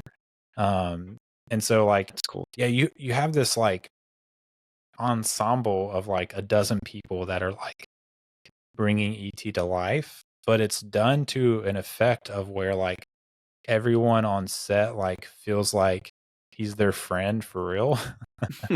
um Cute. and it's amazing because like Spielberg even talks about at one point that he had like when he was dealing with all this stuff when he was a kid, he had like an imaginary friend that was an alien. Um so Mm-hmm. like it's stemming back to this, and it's almost like he's like bringing to life this imaginary friend that like filled a void for him, and Mm-hmm. everyone on set like is kind of feeling that because you know he's moving around, like he's interacting with us, he's we're talking to him even if we know like logically and in our mind like this isn't a real thing. Like Right. when you're putting yourself into that creative effort, like even something that's not real can start to feel meaningful um and impactful. And so yeah, I think it's that connection that you start to that you really feel with Elliot, and even like the even with like Gertie and Michael to ET is not just like really good acting, it's also kind of like just the result of like really great effort to like bring this ET character to life. Um Mm-hmm. like through the technical, aspects of what they're doing. Yeah, the thing that I think is interesting with all of this together is the way that they act and talk amongst each other, and then also the way they act and talk with ET, Mhm. because it very much seems like the like plateau of, I'll call it like nastiness, is up until the frog dissection scene, Yeah. wherein like it seems to be like at its peak that, okay, E.T. and Elliot are connected. Yeah. Like they are now fully involved with each Mhm. other in a way that is inseparable. And then after that, the film starts to like grow in gentleness in the way all of the characters express and talk with one Yeah. another, in which like all of the kids are kind of working to figure out how to figure out what ET needs. They're all in on it. Like, don't tell mom. Let's get him his tools. Let's trust him. Let's trust Elliot. And then Elliot even isn't as harsh about having quote unquote absolute power, which Yeah. is very funny, which I'm sure every 10-year-old would just wish to have. And so even that like starts to kind of lighten up. He still has it because even during the hospital stuff, like he's still harsh, but now he's up against people who can actually have influence against him, which Yep. is adults. Mhm. So, but there's still gentleness even from the adults too, because Keyes, like, I love his interaction Yeah. with him, and like, it's. I think it can be debated whether or not his like background story is true or not because of our history as a race, but also history in filmmaking, which is never trust a G-man; they're always lying. But you figure like he's talking about like having the same interest and passion to find these creatures, are they real, and what would happen, and having that futurist alien positivity, Yeah. wherein like their introduction to our reality is a positivity, and we can find out, we have hope, that kind of thing. Yeah. And like he then just says to Elliot, like, you did literally the best you could, and I'm so happy that he met you. Like, oh my gosh, like it's the exact opposite of how other movies talk and communicate to children, Yeah. let alone humans talk to children. Yeah.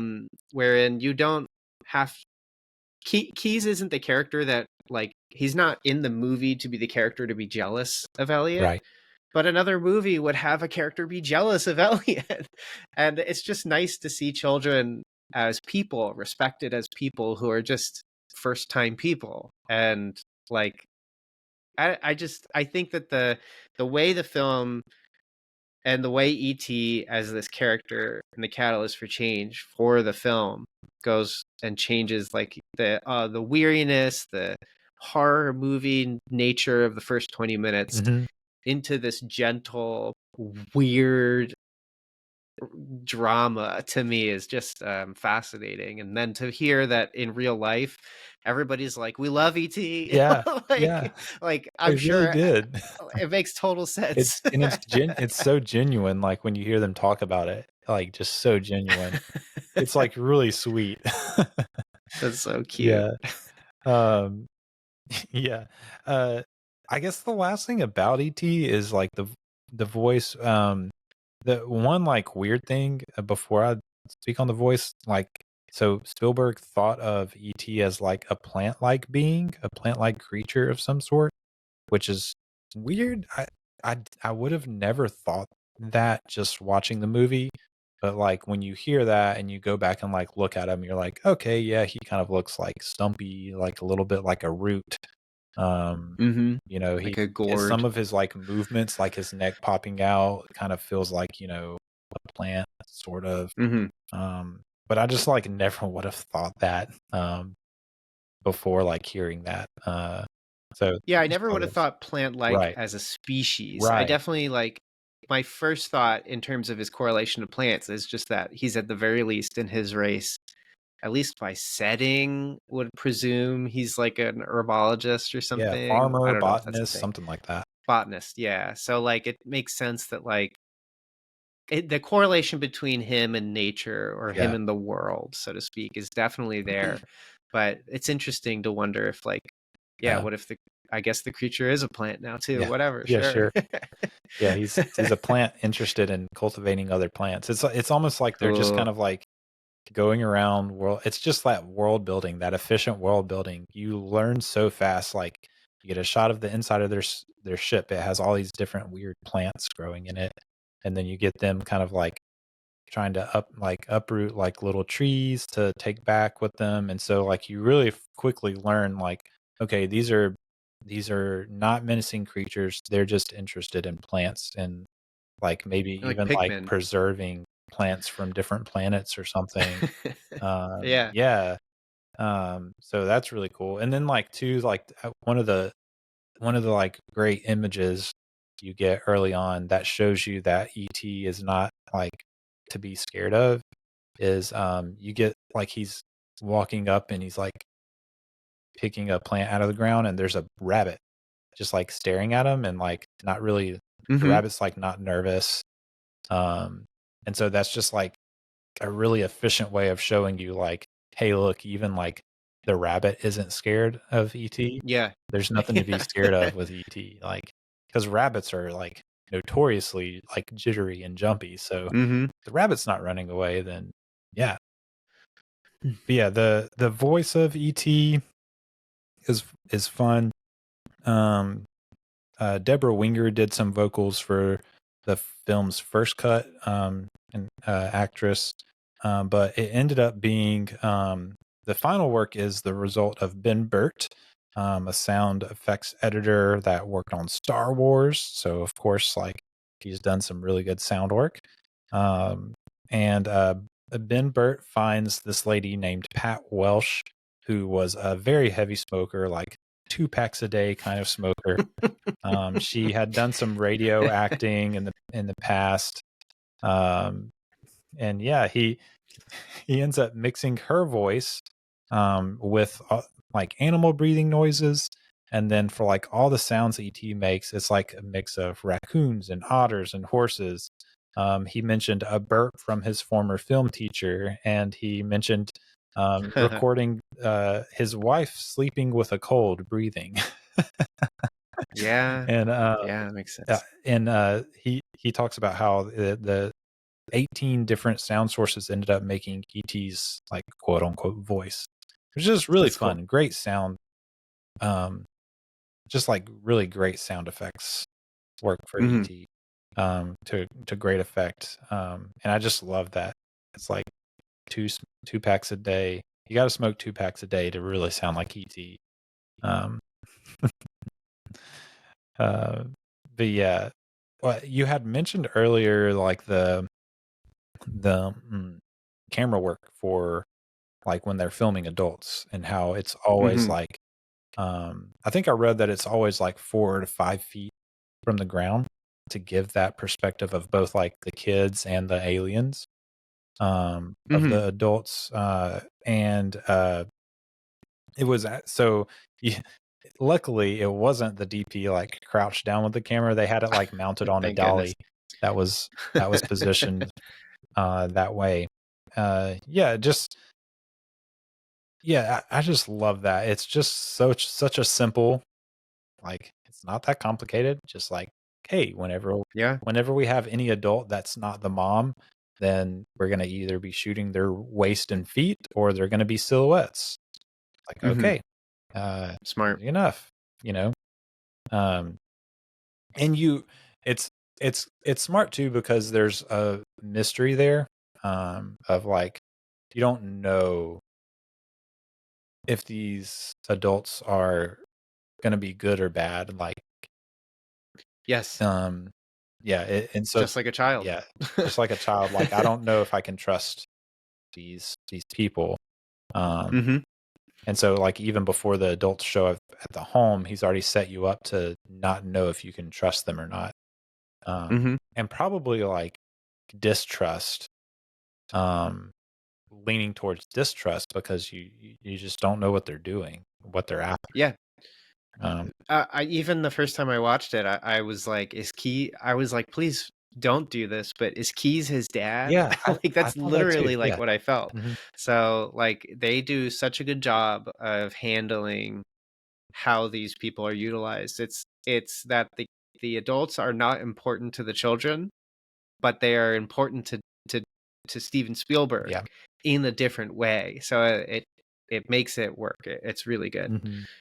Yeah, and the other thing you had kind of touched on that I thought was interesting as far as the cinematography was that Spielberg basically told Daviau, the DP, hey, I want you to have realistic lighting, but also like a sense of mystery around ET for those first 25 minutes or so of the movie. It's gonna turn those lights down. Yeah. So it's like okay, so you want two things that are generally like opposed to each other. Got it.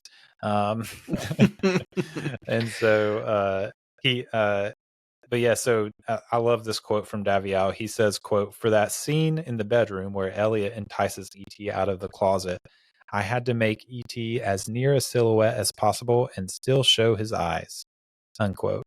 And I was almost flabbergasted. Yeah. Like thinking like, gosh, how many lights are in this room to make sure that Elliot is still maybe partially visible, but like ET is still obscured, and then also obscured in a way that makes logical sense to like a kid's room's lighting. Mhm. It's crazy. Yeah.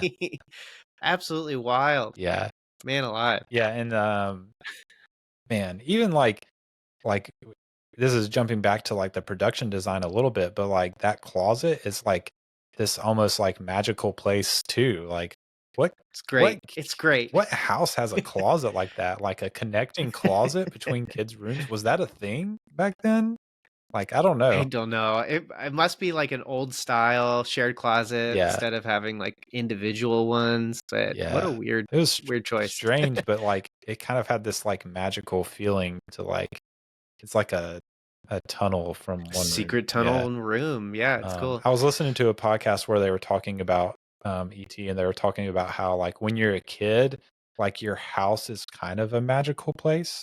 There's all these like Yeah. places to hide and these places to like explore. And a Mhm. house feels way bigger when you're a kid. Huge. Yeah. Yeah. And I was like, oh, that's a really cool insight. And you can see that all through the film. With the way that they do the house. So yes, Mhm. working with the kids on set was a big part of like making this film work. Melissa Matheson, of course, works a lot with the kids. And one of the things she did to help Spielberg, she did this cool thing for him where she transferred the whole script onto these like pocket-sized cards. And so like each card had like that day of shooting on it, and like basically just like instead of having like an annotated full script, he just like could pull out and reference these cards with like, this is what we're doing today, these are the shots and the actors involved. And so like what that ended up doing was when Spielberg was on set working with his kids, he kind of had this freedom to like, he's not like locked into this annotated like full script. He's like, just I have this card, I have a general idea, so now I can let the kids kind of be kids and like improv. Yeah. So that's how you end up with scenes like Elliot like going through everything on his desk and teaching ET everything. Yeah. Like that's just like him. Great stuff. That's just like Spielberg's like, hey, you're gonna show him your room and teach him about like what you're showing him, and he just does it. He's just talking like Mhm. a kid. And you get lines like, I don't like his feet from Drew Barrymore, which apparently Love it. wasn't in the script. She just like, that was her real opinion. It's great. Which, I don't blame her for. He has some ugly feet. And man, he just like, you talked about earlier, like, how does he like nail that final scene, Henry Thomas? And it's just like, you watch these behind the scenes and you see some of the ways that Spielberg directs these kids, and you're like, man, he is just like locked in, tuned in to like how to direct a kid. Mhm. He lets them know what's coming. Like he doesn't like hide stuff from them. He's like, here's what we're doing. This is the situation. And he's basically like giving them pointers on like, hey, here's how you can pretend to be in this situation for me, and this is how I need you to do it. And he's like basically like teaching them like, hey, this is how I need you to use your imagination. And then he just like That's cool. lets them run with that. It's really great. And he like one of my favorite things from the behind the scenes is there's they were filming during Halloween on Halloween Day, and Spielberg shows up like dressed like an old lady, kind of like how E.T. gets dressed up as at one point. And Cool.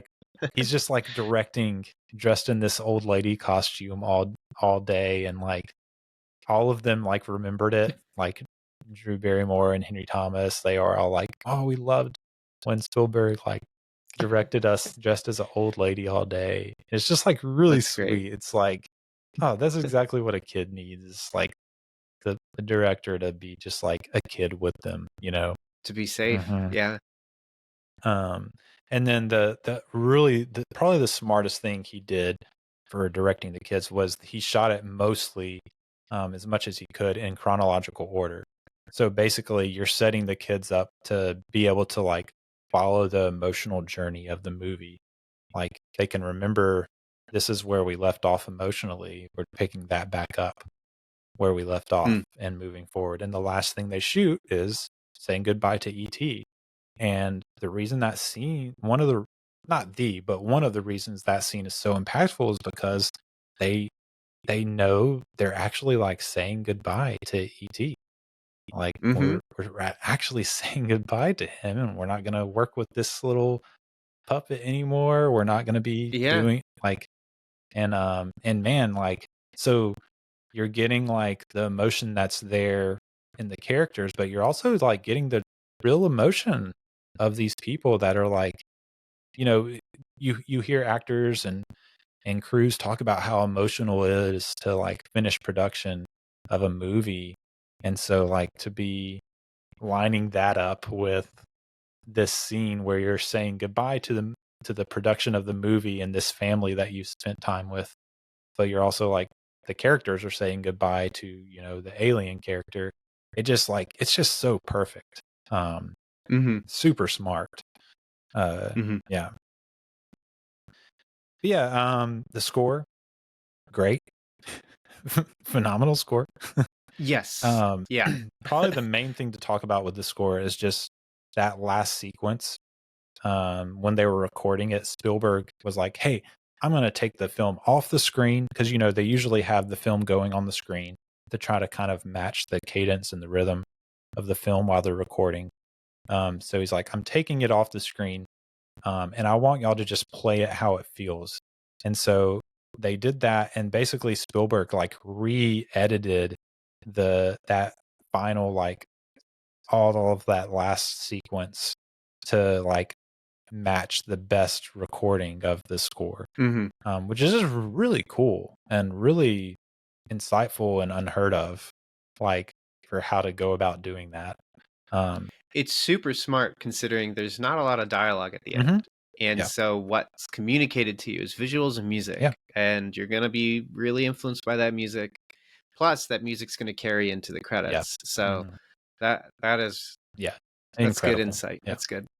Yeah, so they wrap up production 61 days, 5 days ahead of schedule, despite all those logistics with using a puppet and having child actors. So really impressive.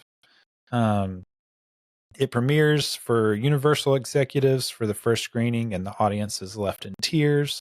And then they show it in May at Cannes Film Festival, and it gets like a 15-minute standing ovation.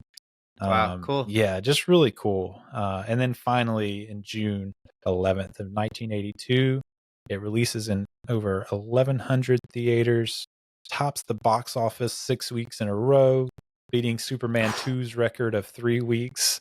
6 weeks in a row? 6 in a row. And then when's the last time that even happened? I don't know. Holy cow. Maybe Top Gun Maverick. Yeah, that could be it, actually. Yeah.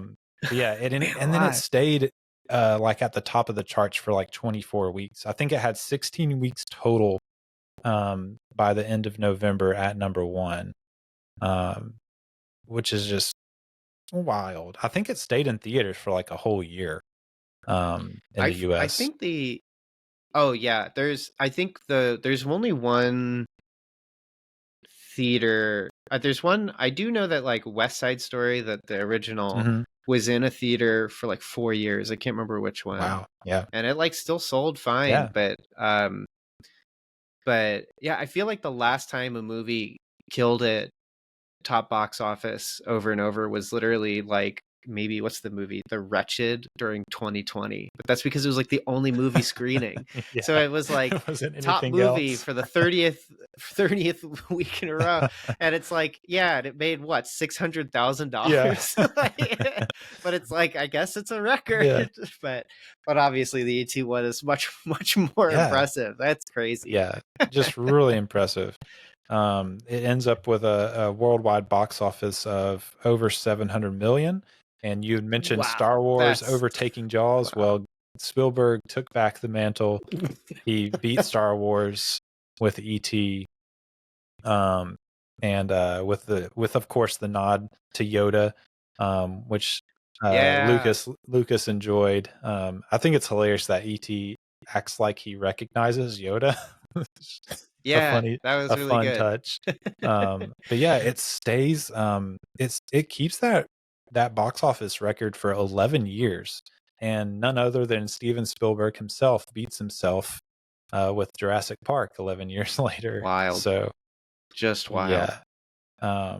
And what's most incredible about that is, I think we kind of mentioned earlier, but like kids movies did not do this at the time. Like, yeah, it just, I mean, I guess you could argue Star Wars was a kid's movie or a kid friendly movie, but it's adults in the lead roles, and I think that would make it riskier for like a studio to produce, because like even just thinking about like popular stories where kids are the leads, they're either adult stories with kids being the leads as they go through adult experiences, which is basically trauma movies, or like horror movies. Like I'm thinking of the It miniseries, where the best directed section is the kids half, and then like some good scenes happen in the second half with the adults. But mostly because of Tim Curry, and there's not a lot. And then you get the, like, you know, the modern kids leads ones, like the Stranger Things type stuff, where it's like they're cursing up a storm and they're like, it's not really for children.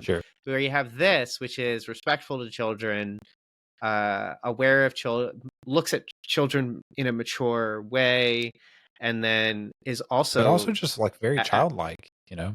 Very childlike, and Spielberg knows how to also draw out the inner child of everybody who's watching his movies too, and is so kind to them in that way. So it's like all of those things, I think, because they're in his hands, they work. Whereas, like, if it was someone else doing this movie, I mean, just even taking this movie seriously is a risk, because that means you have to get everything else right. Otherwise, you just kind of look like a joke. So that's wild. It's just wild. And I mean, it got almost unanimous like critical success. Like I was hard pressed to find any like blasting of ET in my research. Like it's just not out there, which is, there's got to be a geosite out there somewhere. I mean, from the 90s. I mean, they're definitely out there, but like it's hard to find. ET hate watch. I love this. He got a telegram from Francois Truffaut, who, you know, was in Close Encounters, and he sent him a telegram that said, "You belong here more than me," which was a line from Close Encounters, and just kind of Truffaut just like showing respect to how great of a director he was. And, you know, Truffaut loved, of course, he made the 400 Blows. He loves those movies from the kid's perspective. And so that was probably like, I'm sure Spielberg like treasured that telegram. He was invited by Reagan to screen it at the White House. And then probably the biggest thing this movie did was up the Reese's Pieces sales to up 60% after this movie. I mean, incredible. Incredible work by E.T. Did you notice that Keyes, like is supposed to be like this really smart dude, but just like totally, He just eats he one. just picks them up in the middle of the woods and eats some Reese's Pieces. It's like, dude, what are you doing? Yeah, might as well be rabbit droppings, man. Like, what are you doing? I thought that too. I was like, I know, but what are you doing? Yeah. Oh man, It's crazy. yeah. But yeah, Oscars. It's a little bit frustrating for Spielberg. He keeps getting these nominations or non-nominations for these big awards, but not getting them. He gets nominated for Best Picture, Best Director, Screenplay. All three of those go to Gandhi, which I've never seen, so I don't really know if it deserved it or not. But that's what got it. Have you seen Gandhi? I have not, Yeah. but Hey. we know what's still talked about. We know what Hey, has you want to know lasted. who's still alive, Gandhi? E.T. So E.T. wins. He's probably still alive somewhere out there in the great expanse of the universe. But it also gets nominations for cinematography and editing. Doesn't win those, but it wins for sound, for visual effects, for sound effects editing, and for the score. Good. Those ones Great. matter. Yeah. That's a big deal. Yeah, great. So kind of like sweeps the technical awards. I did note that it won the Writers Guild Award for Best Drama Written for the Screen. So the writers knew what was up. They did the right thing and gave it to E.T. It sold over 15 million VHS copies when he finally released it on VHS. Smart. And then, which he actually he should have released it sooner. He's been a little too long.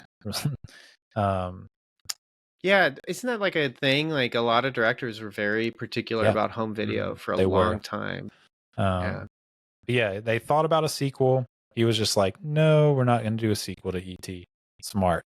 Again, not a sequel guy. The only other... My wife said with that... said that the Universal ride is sort of the soft sequel. That makes sense. Because a lot of iconography that was sort of thrown around or leftovers that could have been there was like then thrown into the animatronics and the quote unquote story, which is really the experience of the ride. I intended to check out like some details about it because I was curious, but I guess as a listener, you could check that out independently if you want. Yeah. Sounds cool. There's like different types of aliens. Like they have different looks and that's kind of neat. Yeah. I mean, I've been to Universal. I honestly don't remember if I've done the ET ride or not. I don't know if it's still there. I can't remember, but but it sounds cool. For sure. I'm sure there's a digital ride where someone took a camera, like a 360 camera or something. Yeah. The only other thing as far as all that goes is the 20th anniversary release in 2002. He did a lot of like digitally retouching, which he Lucased it. Yeah, he did. No. He really did. There's like he basically like does some CGI work for ET and like replaces some of the puppet work with like CGI ET digital work. And it's just like it feels weird. Like I didn't watch that version. It's not really available anymore because there was like public outcry about it. One of the things they did was they replaced the police guns with walkie-talkies. I do actually think I heard about that. It's just kind of like, okay, like why? Like police have guns. Like that's not a strange thing. Like so odd. And then they like modeled ET running after like a gorilla. And so like instead of just seeing like the light of his glowing heart at the beginning of the movie, you actually like see ET like running through the grass, and it's just like really weird. So I'm glad that version's not available anymore. So probably for the best. George Lucas did. He did. What was he doing? They were buddies, so I mean, they're about the same time too. Not a little after the Lucasing of the original trilogy, but hey. Let's hit some key points. One of the things I loved about researching this movie, we're going to use this quote to talk about it. Steven Spielberg said, quote, "It opened me up to more personal stories," unquote. And he still says, well, I haven't seen any interviews since he's made The Fablemans, so I don't know if Mhm. he would change this to The Fablemans now, but for a long time, he said this was still his most personal story. Um, and, he talks about how it gave him courage to like express himself more freely when it was successful. And then Matheson talked about how Spielberg was like, while they were making it and writing it, so worried about like that ET was too soft of a film. He was worried about like, are the men in the audience even going to like it? And he finally just like stopped worrying about that and like just like expressed Good. himself. And Yeah. like, man, like, okay, held the top grossing film spot for 11 years. So like, Yeah. yeah. So I loved that about this movie. Yeah. I wonder. I, I'm wondering, like, during, because the thing is that, like, the movie you do in pre-production isn't the same the one you do in production, and it isn't the same as the one in Yeah. post. So like you can't really see the finished film. Hmm. And so I wonder if there was even just worry of like if the movie was paced well. Yeah. Yeah. Like is it gonna have excitement? Is it gonna have threat? Like what's gonna be there? Yeah. And like it is a weird movie the way it sort of has like, okay, this alien shows up and then like nothing happens, but little things happen. Right. And I think that when you're attuned to them, and people clearly have been, because I think also a lot of the direction helps you do that. It Mhm. really focuses you in, with like quick lines of dialogue from the television or a song or maybe somebody talking in another room, or just like all these things Yeah. that kind of help build up this thing you need to focus on, so that all of these details, actually all these scenes of nothing happening, of Elliot just telling him about these Yeah. toys, like because if you've ever had a child tell you about their toys, Oh man. it's like adorable, but it's also Yeah. brutal. Like it is like, I know you love Yeah. this, but I do not love Yeah. this. Yes. And so like all of these things, like really, I think what Spielberg does so well is he draws out that childlike Yes. joy, and excitement and wonder, and in doing so, the men he might have been worried about, he through his own film drew out Yes. that in him, Yeah. in them, because obviously 717 million at that time, Oh that was man. not just the women and the No. children too, like that Everybody. was the men as well. Yeah. So Yeah, and they talk a lot about how it's not just a kids movie. I love this quote from Spielberg. He said, "It's cliche now to say this movie is for the child in all of us." And he mhm, says, "No, this movie is for the people we are and the people we have been and want to be again. mhm, It's, mhm. I think, for everybody." And I was like, man, that's a very insightful quote. It's not just like, oh, it Yes. brings out the child in you. It's like, it's like reconnecting with those childlike aspects of who you are and who you were, and trying to like get back to the the beneficial and good parts of those like parts of Yes. your past. And that's something that like having kids can do with you, or like interacting with kids can do with you, or even just like taking in art like this that taps into that. Whether it's like watching a movie like E.T. or reading a book like The Little Prince, it taps Mhm. into that childlike aspect of who we are, and like trying to get back to that piece of us. And so, yeah.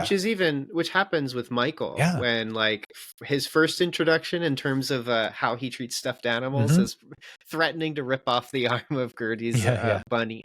But then like when ET's like dying, like where does he go to like rest? He goes Yes. into the closet where it's nothing but stuffed Yeah. animals, And and it's also where ET right. was. And yeah, he's It's reconnecting to like a and safer it's yeah, place. it's gentle It's and sweet. like sweet and like um just something like you don't expect from like a 14, 15-year-old boy. From him. Um Yeah, yeah, yeah. in general, like but like when it comes down to it, like that's what he needs in that moment.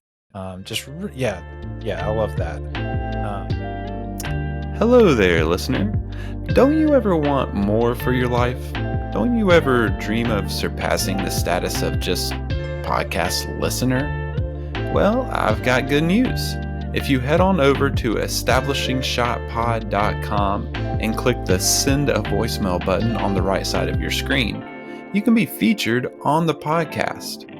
I'd love to hear from you, whether it's a comment in response to an episode you liked, an opinion of mine you disagreed with, or just a question for me. And if you're too shy to have your voice featured, you can always email me at establishingshotpod@gmail.com. Don't settle for just being a podcast listener. Reach for the stars and get featured on The Establishing Shot. Back to the show. Another thing about Spielberg, I think, is because you wonder, like, how did he like tap into this? And I think it's very much just because, like, Spielberg as a storyteller is someone whose past it always feels present to him.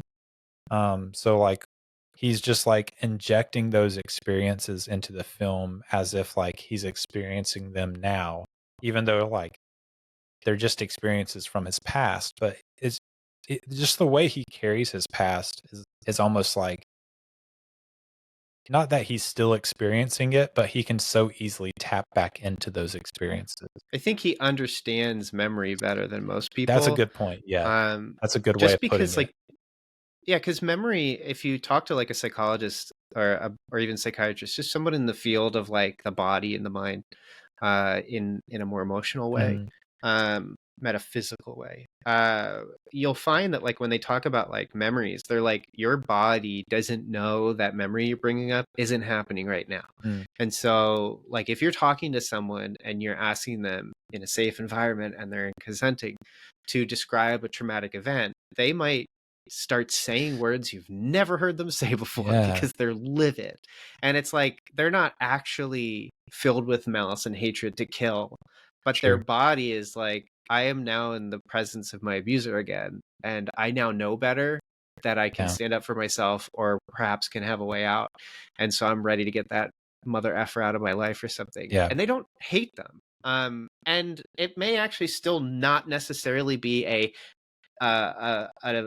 symbol of maturity that they still have that resentment, because but like that's part of, I think, the biblical guidance of disciplining the body is when your body is doing these defense mechanisms that like, oh, we're back there again, like you can learn how to process that in a way that is simultaneously raw and authentic, so that the person next to you knows how, like, what is in your heart, because you can't do what ET does, where he literally can make other people feel what he feels. But you're able to still bring the person to where you were. And that's often why I think, like, why we can become so overcome by traumatic events when we're around symbols or around smells or around noises that are similar. It's why I think mirrors are uniquely evocative to people who struggle with mental health, is because you're face to face with yourself and who has lived your life, you. And so sometimes that's really bothersome. And so there's a lot of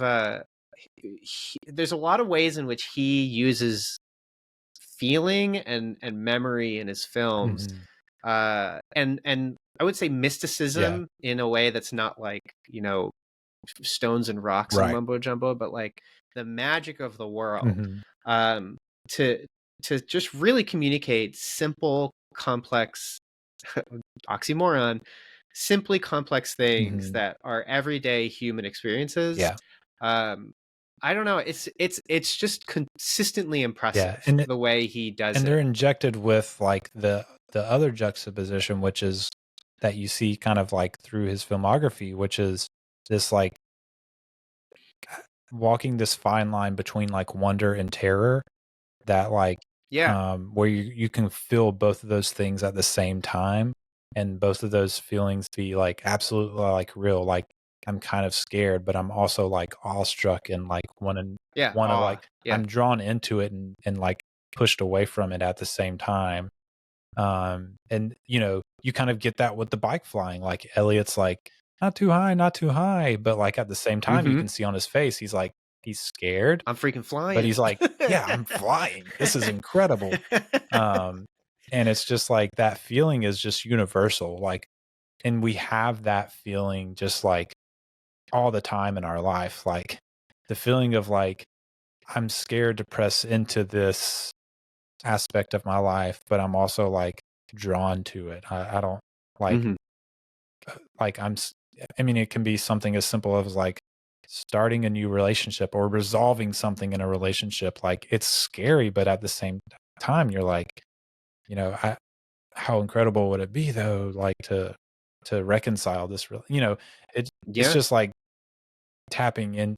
He just taps into that so well, and it's that juxtaposition of fear and wonder that he just like is so in tune with. Let's talk about well let's do this. Let's we're talking about some good themes. Let's keep going with that. What was well, let's each kind of like talk about like a standout theme of the movie, and then we'll wrap up talking about some like intriguing sequences or interesting or like our favorite sequences and images of the movie. But Mhm. yeah, what was a theme that we haven't talked about that really stands out to you? Okay, so we talked about let's go through. Let me mentally kind of go through this. Yeah. So we've talked about We a lot. have. We've talked about feeling. I think is one of the biggest things Mhm. here. And when you started to touch on awe, it almost felt like you were getting to the last of the feelings. Because like awe Yeah. is such a fascinating experience in terms of being that line between fear and yet attraction too. Mhm. It's like beauty you want to get close to, but beauty's so powerful that it'll consume you. So fear. We talked a bit about some of the more like growing up stuff, maturity. We already talked about the mentorship, which this watch was really the thing that I kept noticing a lot in terms of the way he looks up to ET is like everything that is possible, but also something to be kind of controlled.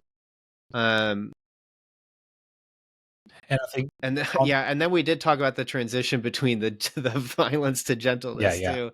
I don't know. What do you think? I feel like this is the single most comprehensive discussion on ET that has ever happened in its 40 years of existence. Yeah, I mean, so one of the things like you're talking about, like the empathy, like we kind of touched on this, but just to like make it more explicit, is Elliot has this journey in his empathy and connection with ET, where he progresses from seeing ET like as a possession, at first, like something. He's mine. Yeah, he's mine. Yeah. Like I'm keeping him. Like I'm teaching him. He progresses from that to like, in the end, he has this like deep connection and love for him to the degree of like he's willing to let him go and understand that that's what's best for ET, is for him to go back to his home planet. And that's like a very deep, mature sort of love. And empathy is is hard for kids. Like, you know, I have a kid, and you know, it's hard to teach empathy because they're so wrapped up in their own little world. And you know, that's not a bad thing. That's just, you know, that's just how kids are. It's part of development. But empathy is very hard for kids. It's hard to like explain. Like, you have to think about how other people feel, which is something that Michael says to Elliot early on in the movie. And by the end of the movie, Yes, Elliot has sort of learned that, and he's learned it through those mentorships of E.T. and Michael and even Keys, like being kind of like a pseudo older brother. Because a lot of times in films, older brothers kind of teach you that you have to grow up eventually. Yes, And that's kind of what Keys teaches Elliot. But yeah, it's really incredible. Really, really incredible, and really like you've said, respectful to children. It doesn't like treat them as less than, because kids have complex emotions. yes, And Spielberg understands that and doesn't like, doesn't feel the need to create like a flashy fast movie. He spends time and is patient. Like I just think about that last moment. E.T. It's like so slow. E.T. leaving. And like Yes, you it would takes never forever. see that in a movie, a movie made for kids today. You would Mhm. never see that sequence take so long. But he spends time in that moment of grief.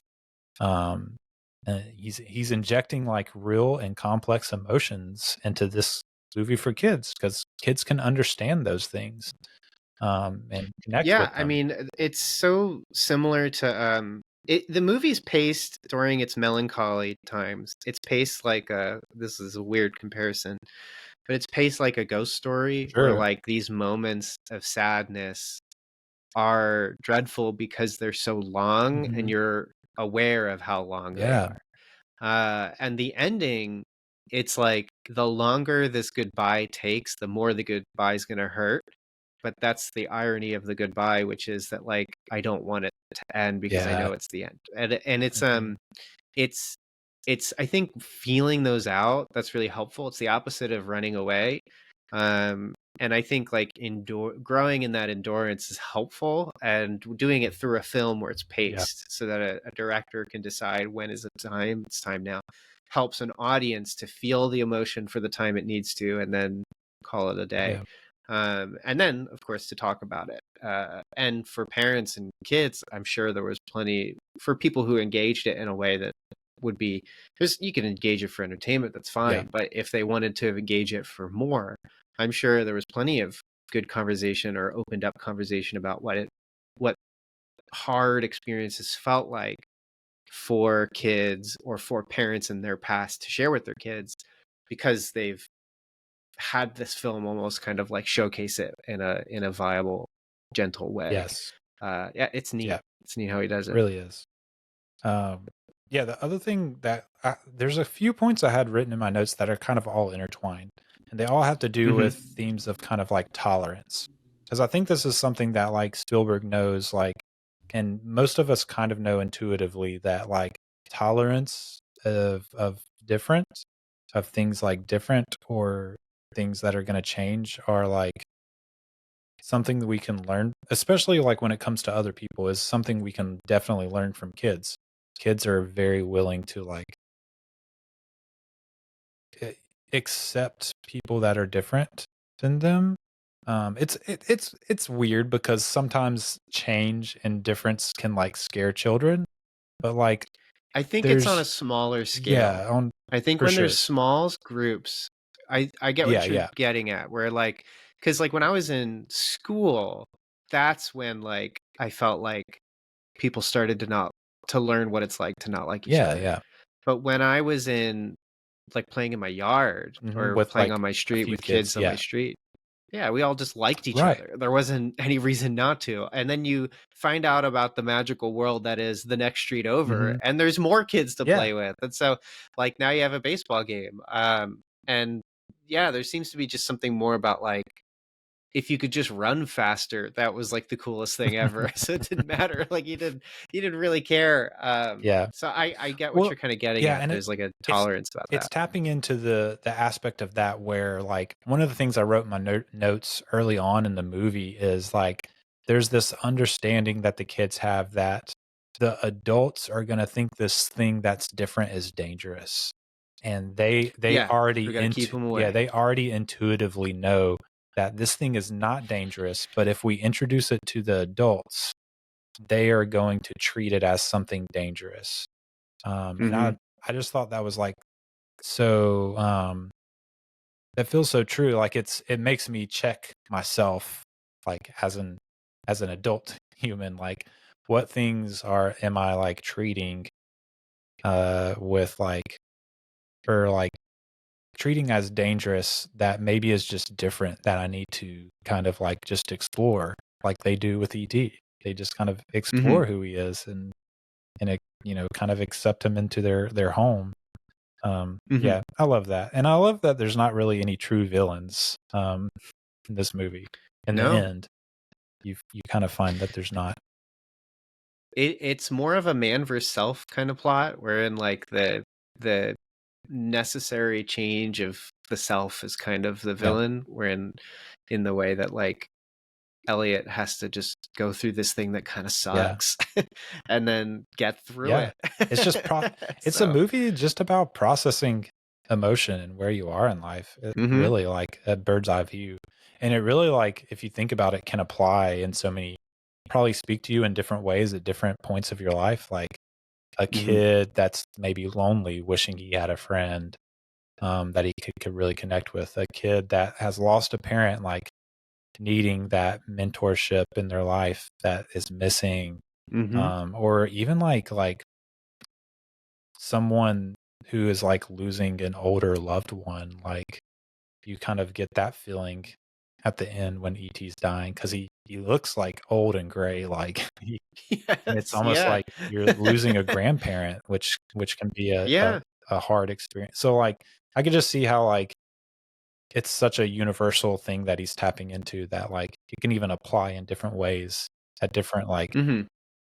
parts of your life. But yeah, intriguing or fun or interesting sequences or images.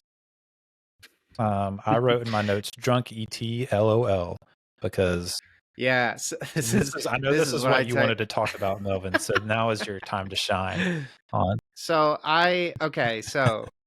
going into the movie blind, I didn't really know anything about it. I knew it was sort of like people saying like it's a coming of age movie. It's very respectful to kids, just a great filmmaking, that all that stuff.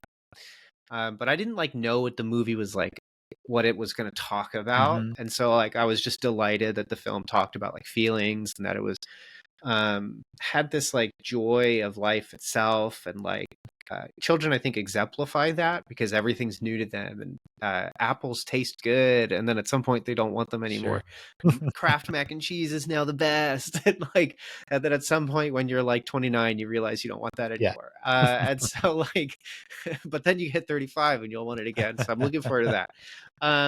But there was so much about that to me that I really like. Like I like gentleness and kindness, especially with the I think aroma of fear, because there is that Mhm. constantly with the G-men always being present. You're always wondering about like what on the outside is going to come in and affect this idyllic Yeah. like experience. And so when I was thinking of like things to talk about, like, and you had asked even about it, I was like, we have to talk about the frog dissection Yeah. scene, just because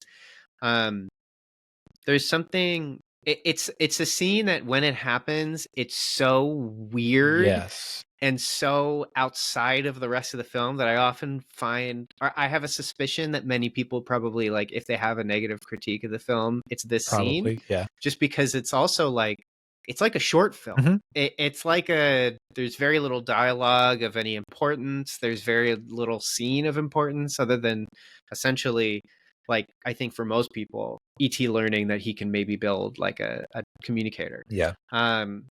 But for the themes of like how these characters connect heart to heart and how they become one and how they become Yeah. so intertwined that they experience and understand and talk, and like you have E.T. who's thinking help me, or and then Elliot on the other side saying save him, Mhm. and so he's like a call and response, Yeah. and then it's expressed through instead of killing and then dissecting these frogs, he motivates a revolt in which all of these children release hundreds of frogs from the Yeah. school. There's this great shot of just windows and hands dropping frogs Yes.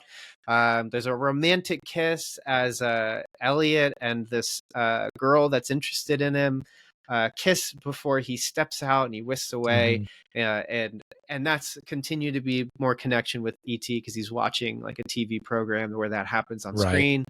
And I just, that scene when I saw it in theaters, I was moved to tears so much I had difficulty watching like the next couple scenes. And I was so overcome by it just because I found it to like showcase so much of what like for myself personally, like I think people will personally collect to many scenes in this Mhm. film, most notably the end, because I think the concept of letting go and like loss is something that everyone will experience.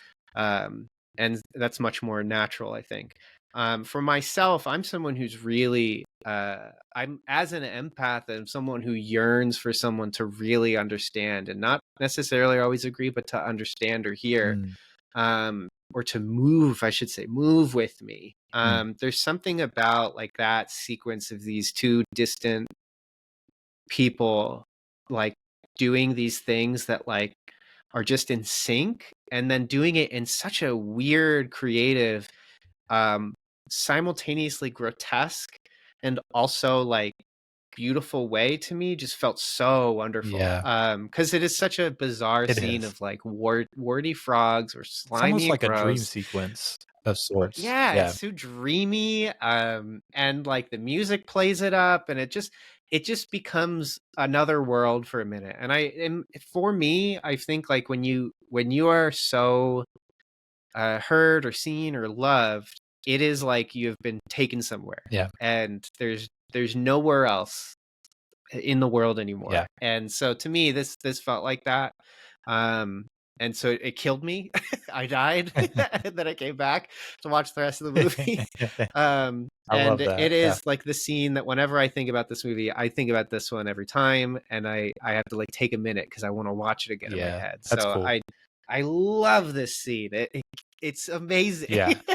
It's like Spielberg's best scene ever. And I haven't even seen half of his Yeah. movies yet, but I freaking love this Yeah. scene. It's I love great that. That's stuff. such a unique like thing to connect with, but I really love that. Like your perspective on that, like I want to go back and watch it again now too. Yeah. It's so Yeah.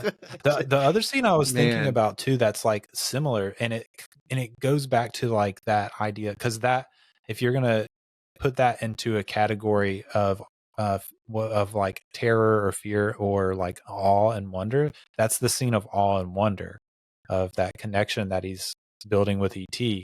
But there's another like scene that kind of feels out of place too, and it's like when the astronauts are like crashing into the house. It's like, first of all, like, why are these dudes in astronaut suits? That doesn't make any Yeah. sense.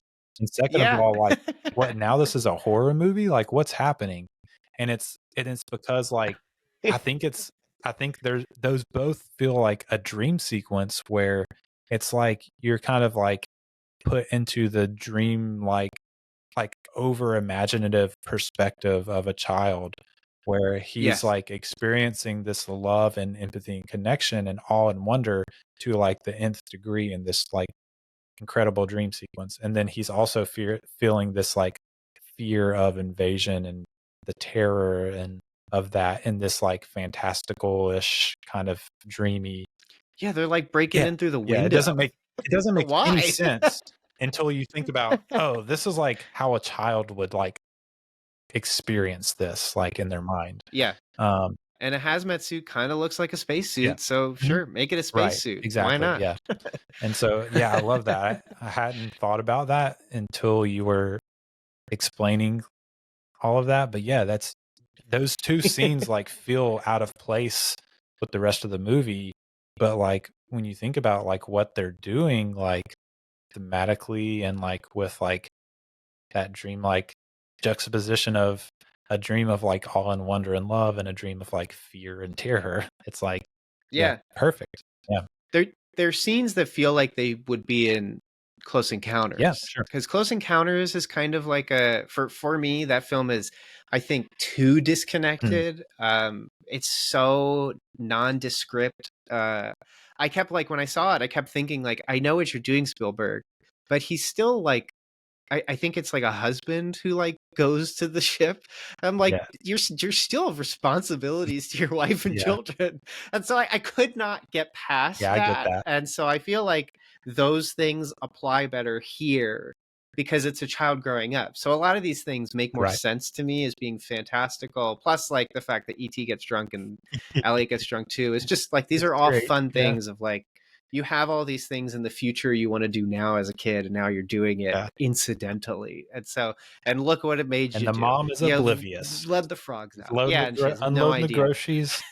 She smacks the fridge into ET, and Great Gertie's scene. like, I think you just killed him. It's so good. Love it. But like all of that, like I think works better here. Yeah. And like in Close Encounters, it's like I could never get on all of Yeah. that I dreamy get that. kind Yeah. of artsy stuff. I really enjoyed So in Close Encounters, but yeah, I can totally understand that perspective too, for sure. It makes sense. mhm, Um, yeah. mhm. I mean, the only other thing I want to point out is like he does all of this like little clue you in imagery with like the flowers dying and coming back to life. Yes, Great stuff. really good stuff. And then you get the final sequence. We've hit on it. You've got a chase scene. Spielberg displaying his like sense of geography, great action shooting. Mhm. And then, man, so I asked my wife this earlier because she watched it with me. We had both. It had been forever for both of us since we had seen it, so she wanted to watch it with me. So I asked her earlier while we were driving around town. I was like, "Do you remember what the last 4 lines of ET were?" And she was like, "No, I don't remember." And she could remember the last line, but I'm gonna ask you too. Do you remember the last 4? What are the last 4 lines of ET? It's a quiz, pop Lord quiz. knows. I have no idea. I know how I Right. felt. Here's the last 4 lines. You ready? Okay. Come, stay, ouch, I'll be right here. What the heck? Yeah, that's the last 4 lines. And so I'm like saying those 4 lines to my wife, and I'm like looking over at her because we're at a stoplight, and she's like, Mhm. her face is like starting to like well up with tears, and then like I started I started to get emotional. I'm like, why are you getting so emotional? She's like, you're making me sad, and like with those lines. And I was like, it just like it hit me like how like efficiently emotionally impactful that last moment is. Like you have these 4 like super simple lines, but just me like Mhm. regurgitating those like to my wife, like just trying to do some trivia in the car, like brought Yeah, it's back all great. of those emotions, like that come, stay, ouch, I'll be right here. Just like, man, like so good. In the last year, I've been thinking a lot about like Mhm. communication and the way that like we connect with others through Yeah. language. I think a very early like communicative philosophy that people understand is that like language is not like your own personal like perfect filter. Mhm. Like how you talk is almost like the last step of influence you have in the development of a thought, because there's also like I've talked, so that's outside of me. I've thought, which is me thinking the sentence from beginning to end. And then there's like before that I had it though. Yeah. So like I could start reading this sentence in my head and I can finish it and I don't have to keep reading it because like my brain thought of it in like a split Mhm. second. And it's that split second where like the thought is developed and presides and germinates and whatever. And like what's kind of awesome with this film as it sort of shows feeling and communication through it, and it makes it very pointed, because Michael even talking to the scientist is like, it's not that he like can communicate with them, he feels what he Mhm. wants, and like he feels what ET needs and stuff. And so like in that way, like they have this perfect connection, and then by the end of the film now they're disconnected, Right. so now they are relying on But it's language almost a too, truer connection at the end though. because they Right. both almost now they understand each other without having to be Right. connected, which is quite Mhm. interesting. And so the idea of like come, stay, ouch, I'll always be with you, it's almost like I could stay, it's gonna hurt, you can come with me, it's gonna hurt. Yeah. But like if we separate, we're always going to be Yeah. together. I think the implication probably being like Elliot probably couldn't live with ET, but because we don't Yeah. know, we haven't seen that movie. But yeah, it's good Yeah. stuff. I like seeing how similar themes are communicated in different ways. I said that I've thought about it for the last year. I watched Scanners. Very Mm. similar themes at play. There's another movie I can't remember but from last year that had a similar idea. But yeah, it's just beautiful how art kind of helps us learn to think more complicated, that like, yeah, you can be driving and 5 words can Yeah. just break you down. That like are other words that like would have no meaning to someone who hasn't Yes. seen the movie, Yeah. you know? Just really Yeah. cool. Yeah, and that leads perfectly into my final thought, because you're talking about how art can break down our walls as the viewer and the audience, but also it can do that for the creator too. Spielberg, this is my final thought, something that I just love as a takeaway from just like kind of the results of this film, which is that Spielberg, in making this, like in working with these kids every day, he talks about how uh like he started to feel like a father to them on set, and it like opened him up to the idea of having a big family. That's sweet. That's um so and cool.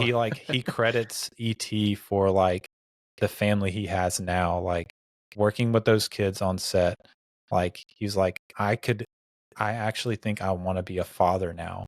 And goes on to get married, has a big family. And it's just so cool. Like art can change us as the audience, but art can change the creator too.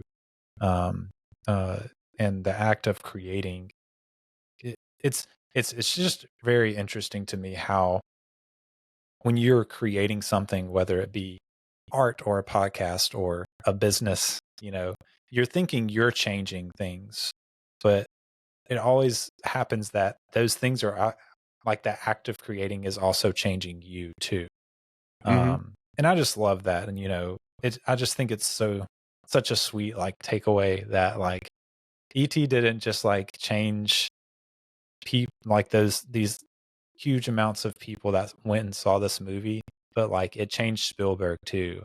And I just think that's a beautiful thing about filmmaking, that that I wanted to share as a final thought. Yeah, that's ET. It's a good movie. Good movie. Perfect movie, Yeah. actually. Do you I think this movie's what do you have great. it rated? Do you have it as a I think I have it as a 10. Okay. Yeah. I really do love this Cool. movie.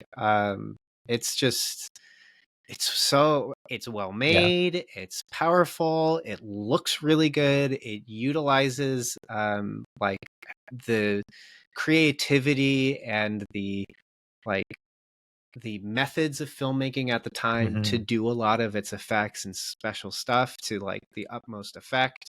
And yeah, it's just it's impressive Yeah. stuff. It holds up, absolutely holds up.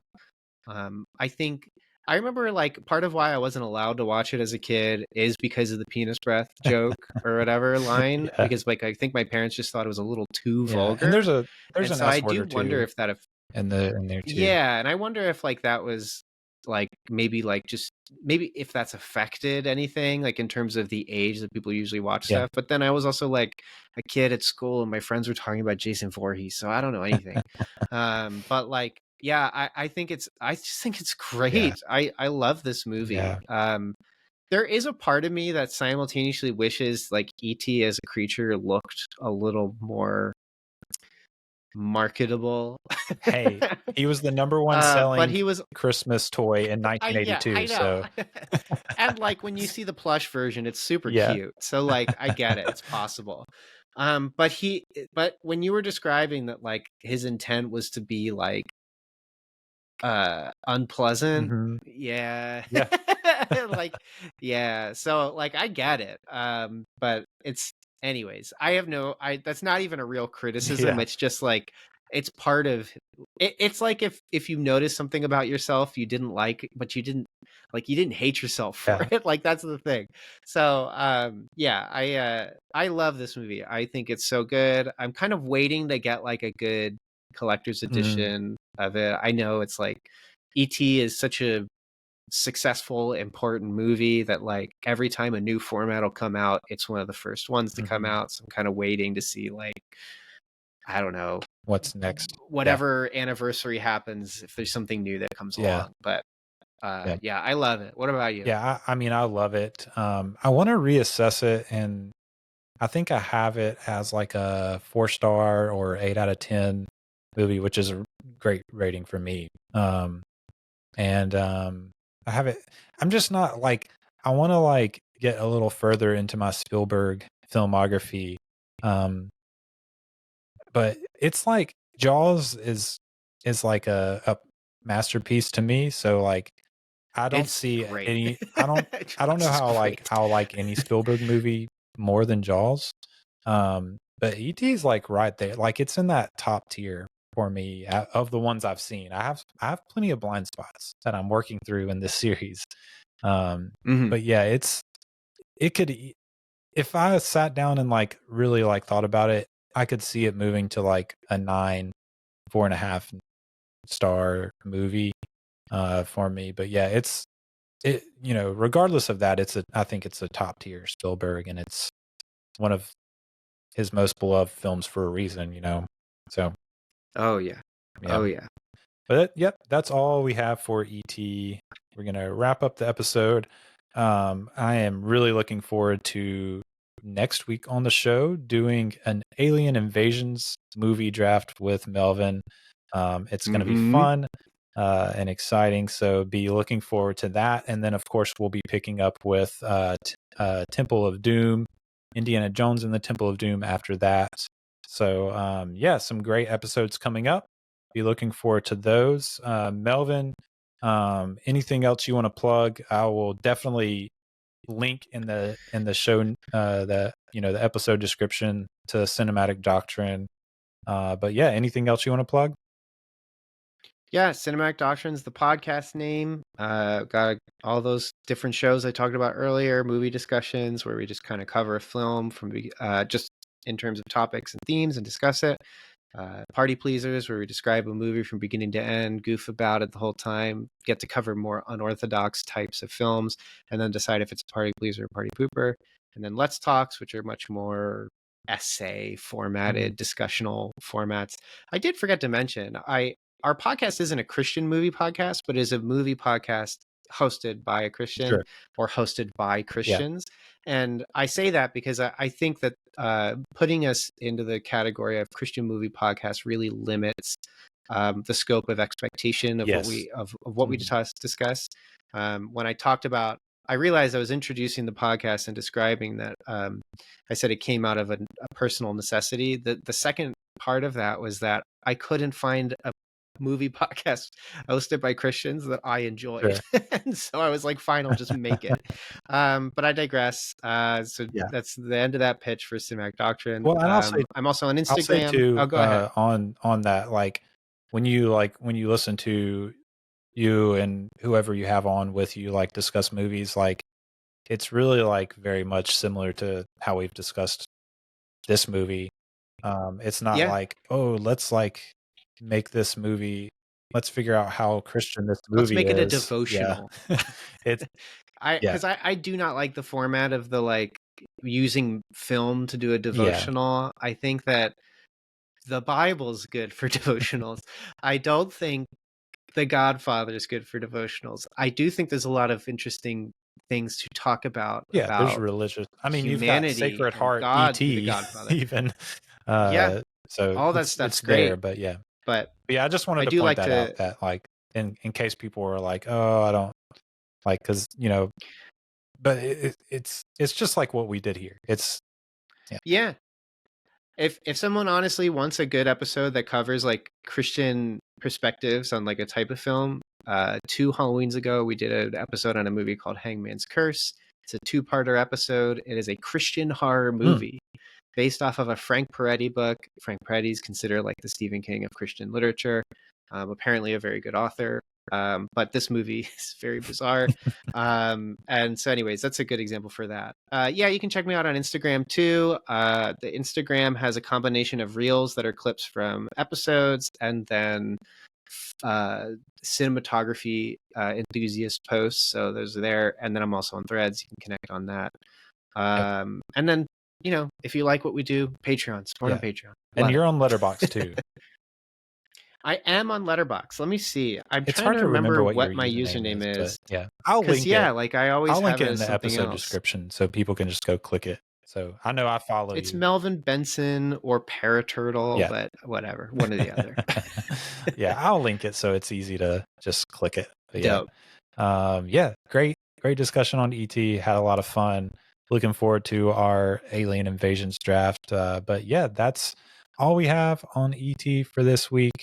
Yeah, for now, I've been Eli Price for Melvin Benson. You've been listening to The Establishing Shot. We'll see you next time. We were happy here. For a little while. But look, I figure it this way.